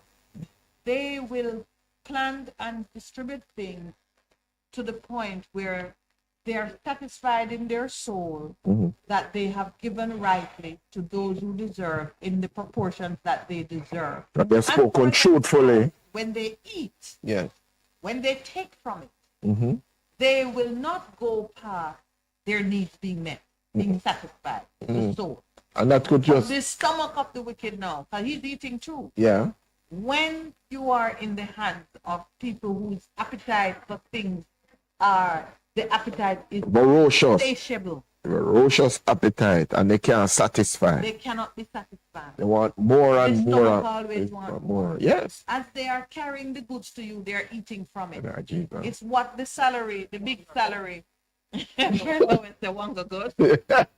It's what the reserving of the fat salaries for yourself while others are suffering. That's what it represents. That is the stomach of the wicked, which cannot ever be satisfied. So it's constantly taking from the public resource. When I saw it this morning, it took me right to our leadership, our style of leadership. And I'm not just talking about politicians. Look at even the Gleaner's comment. We will not give the names of the banks at the time. Why? What more? You, the Gleaner, as a premier purveyor of news, who should be giving the information to people that allow them to ask the right questions, take the right decisions, and be a part of the push for change. You're not doing it. You're associating yourself with the well-being and the security of entities who you think their reputation is going to be affected if they are associated with the thievery that took place in SSL. And you're going to say, I'm withholding. Because you're thinking, if I were in their position, I wouldn't want my name to be called until I was in a position to have my PR just right to answer the issue. That's what this is about, you know. See, give them time, because the people like us need time to give the perfect response. But there are some people who you must stand back and blindside and humiliate them if you can. You push things out there to catch them off guard and to have a scoop. But it happened. It happened. It happened. So that's what you see happening when the wicked man cannot be satisfied, wants to have it his way all the time. So nothing is left for anybody else. SSL. Insatiable.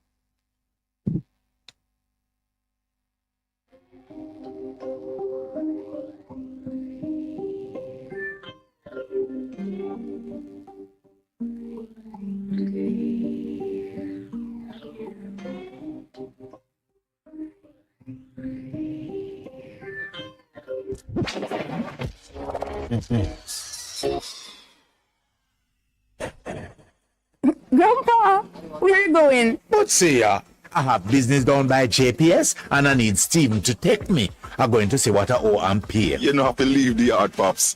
Just call 888-225-5577. You mean to tell me, say, me not have to wait in line anymore? Grandpa, I registered your account. So when you call from this phone, JPS already knows you and they just give you information. Look where me live, Fissy. Thank God for you young people. Do you remember, Jolo? Yeah, man. Well, guess what? I allow it 4 to 6 every Friday. Boom shot. And Best 100 FM. Boom shot. You ready? Yeah, man. You ready? Yeah, man. Well, I eat that. I love it. Which part today? Tune in, beloved people. With that funny. Bless you. Best FM. Go. Go. ready for the warfare. Oh, yeah, ready for the warfare. And the world, you want us back? We are back. The Breakthrough Deliverance Ministry, led by me, the prophet Mark Stewart, right here on Bess 100 FM. This and every Thursday night from 9 p.m. to 12 midnight. Yes, it's War Room Thursday. Come on out and join us, each and every one, on Bess 100 FM, 100.1, 3, 5, 7, and 9. Come on out. Join me, the prophet, Reverend Mark Stewart, and of course, the boss shot, Apostle Marshall. Come for your healing, breakthrough, deliverance, the prayer, the miracle, the word, the testimony, and so much more. Yes, my friends, Bess 100 FM, Bess 100 FM, War Room Thursday, 9 p.m. to 12 midnight. Join us. We are going to lick it. Ready for the warfare. Ready for the warfare.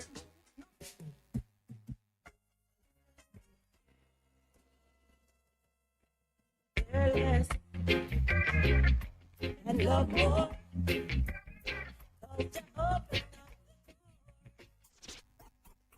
Live, camera, volume. Live It Up Fridays on Bess 100 FM. 10 a.m. to 2 p.m. with I, Ibi Lion, each and every Friday, giving you the better vibes heard everywhere.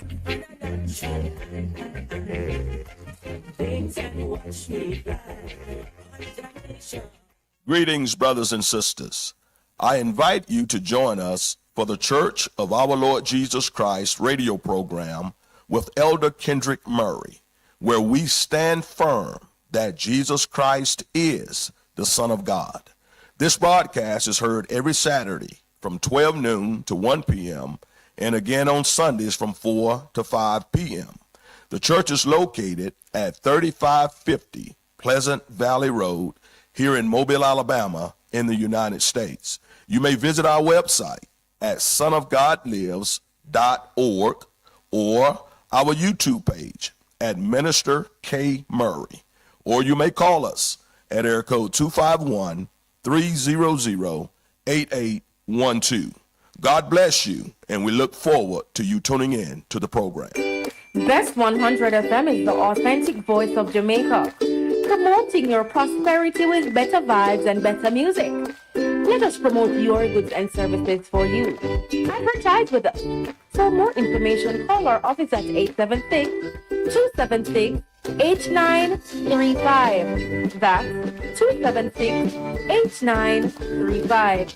It's good, it's better, but nothing beats.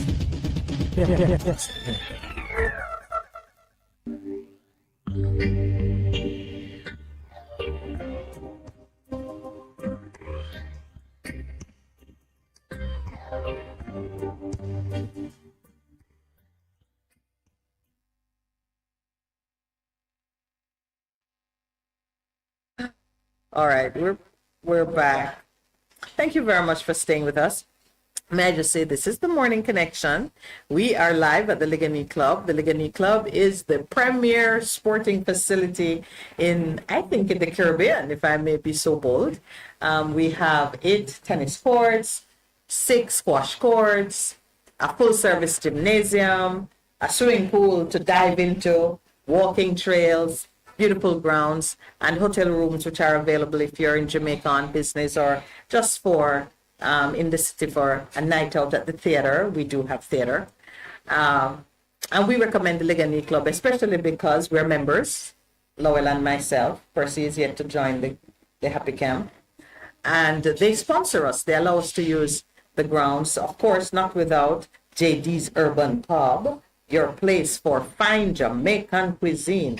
With Tina and Catherine. With Tina and Catherine at the helm. Good morning to Tina and Catherine. And the other ladies who look after us when we're here on Thursdays. This morning, I'm going to have some salt mackerel with fried dumplings, fried plantains, and some food. And Percy is having ackee and saltfish and his beloved fried dumplings. Yes, my man love fried dumpling.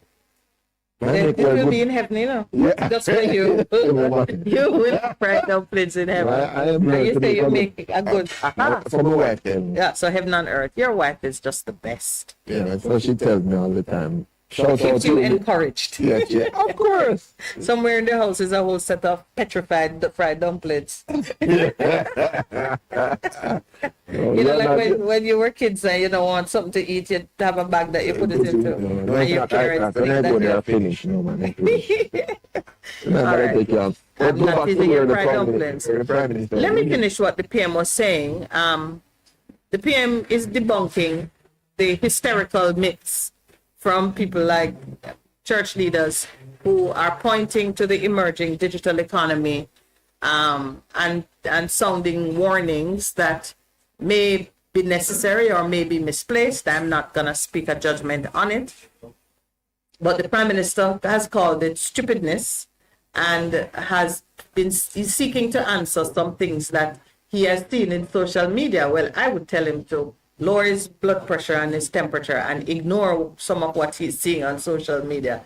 That way is a path of darkness. Let's enter into the light. Enter into the light. But he went on to say, I'm just gonna pick him up from where I left off.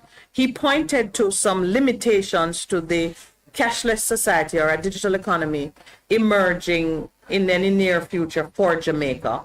Things you've heard from me, may I say it, that the infrastructure is not there yet. For you to have a functioning digital economy that is so pervasive that your nation benefits from it, your nation needs to have access to the internet at affordable cost, and the internet needs to be sufficiently robust to allow for these transactions to take place with efficiency and integrity. We are not there yet. So he points to that, although he doesn't speak as plainly as I do on the limitations to technology. He glosses over it with a phrase that he calls remote authentication. He says we cannot solve the issue of remote authentication with NIDs. Yes, because some people have tied in NIDs. You know, they say first they want a national ID that can identify down to the and it's a digital ID. In the paper yesterday. Right. They're going to the schools actually. They had a thing at George's where they market in person and they had this big ID or kind of. Yeah. So they're starting. So and the truth of it is the paper ID you have in your hand is authenticated digitally. So you might as well have a device with your ID or have a chip in your arm with your ID, whichever way.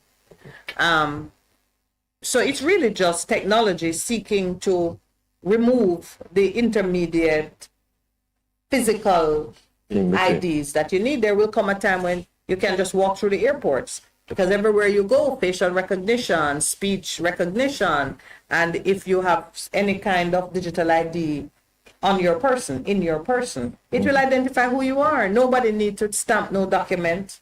The system will capture the identity of the individual and record what it must. The day will come. When we were in China, we walk into the train station and then we present your passport and they know everything about you. That is a part of the progression towards being fully digital. Well, they have one, you know. Yeah, they have perhaps the largest because of the and if they didn't have that, how would you organize the business of 1 billion odd people? How could you hope to organize that? Half of your country would be in darkness half of the day. You don't have enough hours in the day to track that. So you must use the power of computing technology. Anyway, back to our Prime Minister. He did explain that cashless is the way forward. And I think everybody know that. That is why the church would say we are moving into the new world order that prophecy speaks of. We're definitely doing that. There is no shame in admitting it. I'd always have one up on us. Talk about it here. Tell people all the time, come on. The question is, you can't keep pace with the designer, the chief architect of all things. And therefore, the challenges that people are speaking about here, and it's going to lead to the destruction of humanity. That's the latest thing that's coming out. Yeah. And I'm saying to them, you know morning. Why they have a challenge and they're talking up because they don't believe in God. But they don't talk. The things are already That's already there. So let us. So don't our be anxious because our response it's is happening. not going to fear, but not be anxious. But as you've been pointed out, Philippians 4:8, let's proceed in that way. Yes. So he concedes that Jamaica is not at the point where we can have a fully digital economy.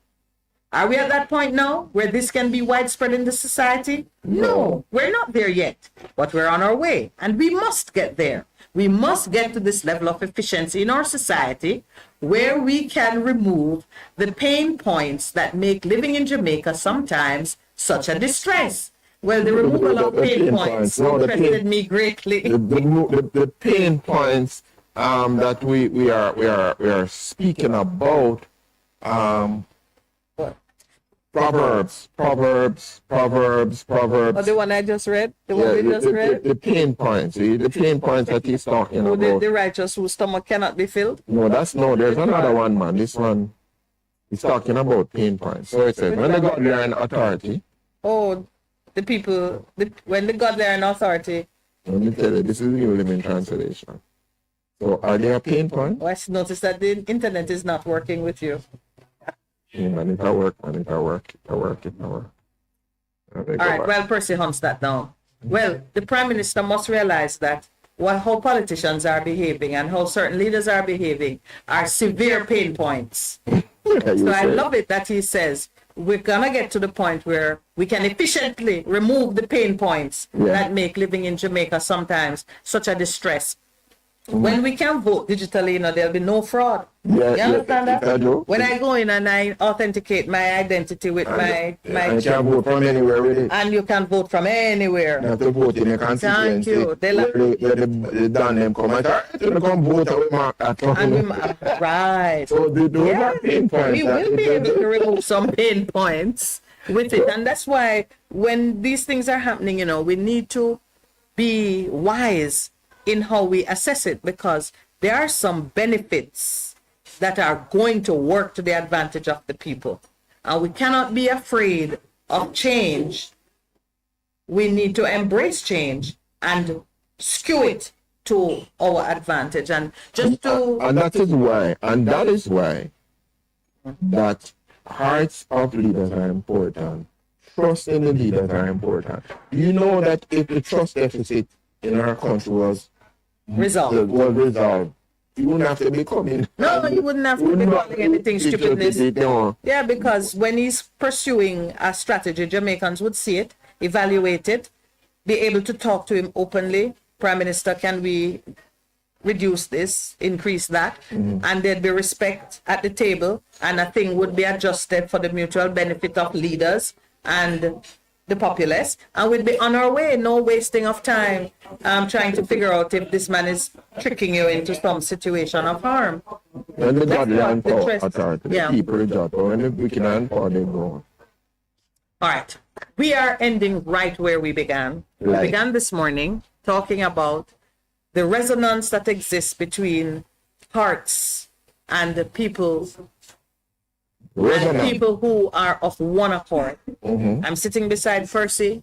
Percy and I are at one that this is the thing that we need to pursue. Our energies combine because we are no more than 12 inches separated from each other. So my heartbeat can move in congruence with his. Can resonate. It resonates. When we can operate like that, we'll find that the dominant thinking and attitude will hold the day. If we are negative and bitter and corrosive, then that's what we'll spit out. And there are some talk shows that's how is chaos. And we need to and not so with us. We need to shift. We need to shift the general narrative, general position of being negative to being positive in terms of bring it out there. Now that you know that there is science behind people using their positive thoughts to build a consensus that can change things in the physical world, just embrace it, move into it boldly, step forward and do your thing. You will carry others with you, and you don't have to physically carry them. They will want to be a part of it. We're advocating a shift at that level, at a cellular level, so that we can move in tandem. Do you know, this is an aside and maybe too much information, so I won't use real names.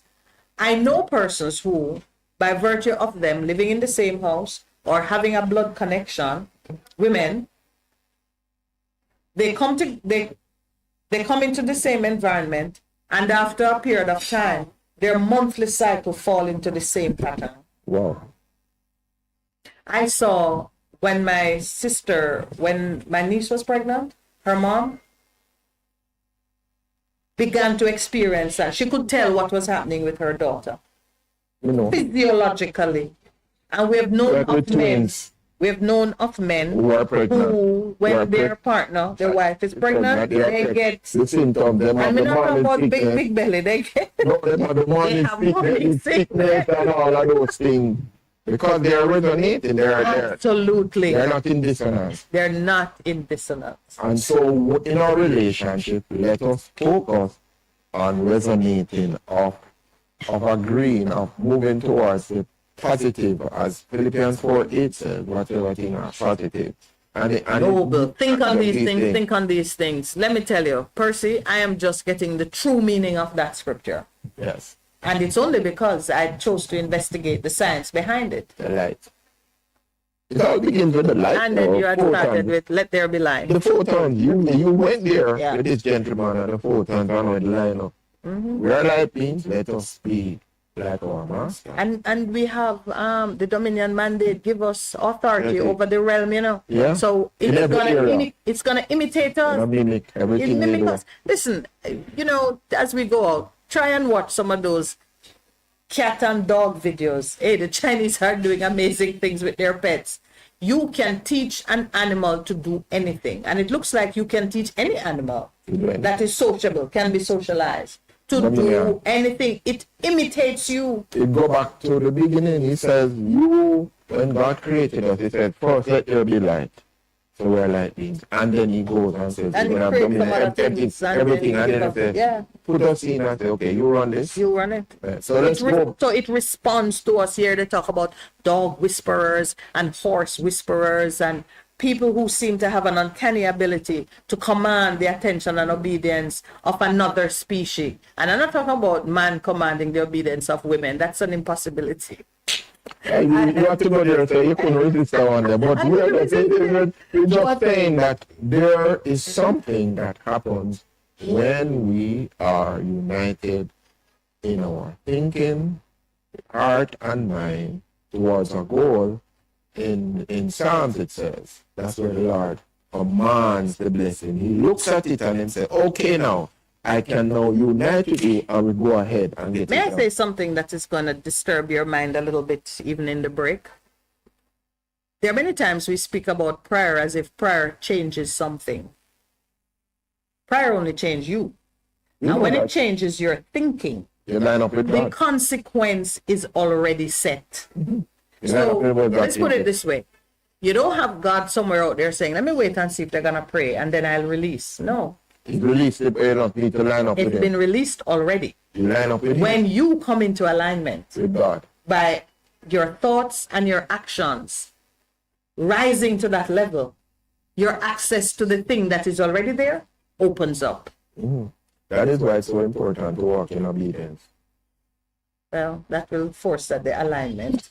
No, but when you do it willingly, you move along quicker. Well, I don't know if doing something in rebellion is really obedience. It's not. It's not. It has to be willing. Obedience suggests willingness, but beyond it, because we have seen the blind obedience that didn't come from the right heart position, and we saw where it caused man to fall. So, we don't want to get distracted onto a new subject, but just understand that it's not just bare obedience where, oh, they say paint it red, they paint it red. You gotta understand and love the fact that it's red. Right. And fight to make it so, because you understand that it fits in with a larger plan, that once you do it with the right heart and spirit, more is unlocked and opened up to you. Amen. This is the morning the connection. morning connection. Remember, Signing off. as we go next week, we're calling for pray lineup. People gonna tell you now that in order for them to stay on for 3 days, they need 3 weeks notice. So, so they can arrange things. But you're saying, be bold. Do what your conscience tells you. Look at your situation and say, I need to be radical. Yeah.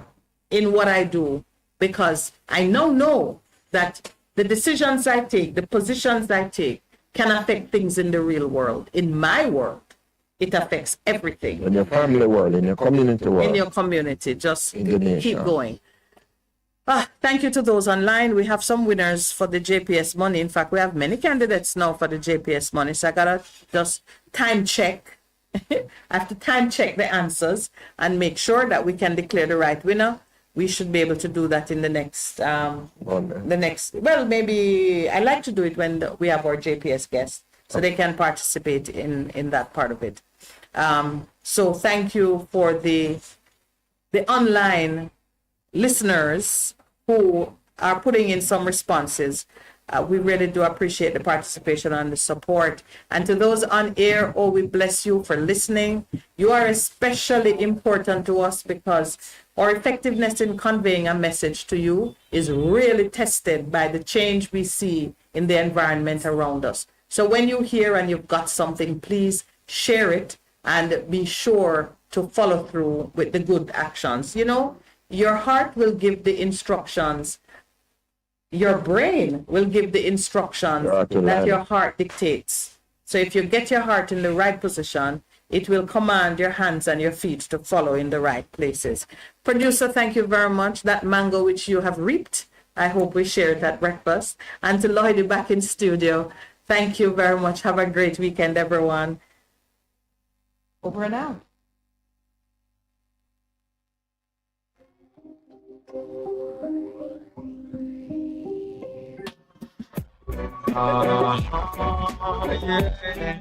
Tell them get out from we are. You best get out from where we are. Tell them get out from where we are. Hey, I see them looking all around, far around, every country, every town, calling for the sound, searching where can it be found. Let them know I've got it now, and it's right here on the ground. Hey, mind of a king, hearts of the street. Can't get me paro with the thoughts of defeat. When them walk catch me speed, metamorphic me rich. Laugh when them forward with sorcery feet. So because of the cause in our thoughts of retreat. Squad at a loss if the boss miss a beat. So me forward with all of the cards in my speech. Yard or abroad, never part in the peace. When you see we don't play, it's when they gon' say you want take a base, but that's when we won't hate. That's when you gon' see it's already too late. And all you create blow up all in your face. So I set my own table, take my own space. You want take a place, better start with your grace. Cause I've seen them break all the rules. So even when they win, they lose, and that proves true. I see them looking all around, far around, every country, every town, calling for the sound, searching where can it be found. Let them know I've got it now, and it's right here on the ground. Hey, I do this for my culture, for my heritage. Grams, Peter, Morgan, and my relatives. Oh, they robbed my mommy in the 70s. Not a cent, not dollar, not a benefit. So how you can ask me if I'm ready fit? I was mastering crafts that in developing, and I made up my mind it was the time to look alright. And then I tell them I will never make it slip. So how me pick up with me see felonies? You created a star without no remedy. Every morning me rise out of my bed, me precise in my head, I reciting what I read in it. And you I'm just writing this for therapy. I just make it a song, I got the melody. Up a legacy, which I got the beats. They put this on repeat, people need it out the street, yeah. I see them looking all around, pouring around. Every country, every town, calling for the sound. Searching where can it be found. Let them know I've got it now, and it's right here on the ground. Hey. Yeah. Tell them get out from where we are. Yeah. The best get out from where.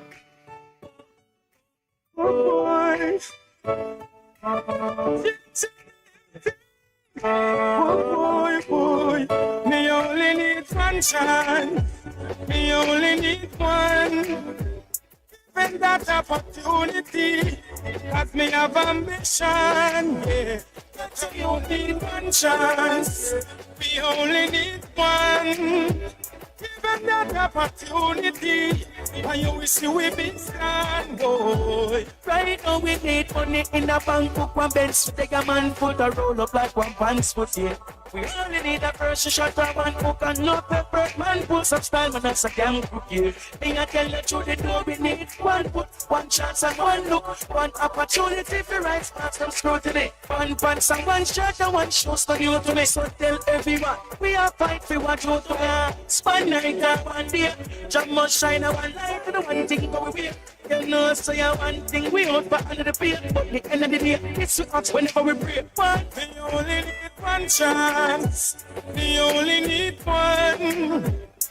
Given that opportunity, as me have ambition, whoa, we only need one chance, brother, we only need one. Given that opportunity, me a go make some dance, whoa. One more to let you, one more leave a demonstration. Man like to get them in now, one use for letter 26. Letter in the alphabet, but I am me choose. It spell money, so me no use another. Then no one no hand out, so me no come push me hands out. Just one chance, me didn't need to bust a branch out. The sun in the search, so I can show that I'm proud. Some people want it in, me only need me only need one chance. Me only need one. Given that opportunity, that me have ambition. Boy, me only need one chance, brother. Me only need one. Given that opportunity, one chance. Get a you need one. Given that opportunity, yeah. Only one chance.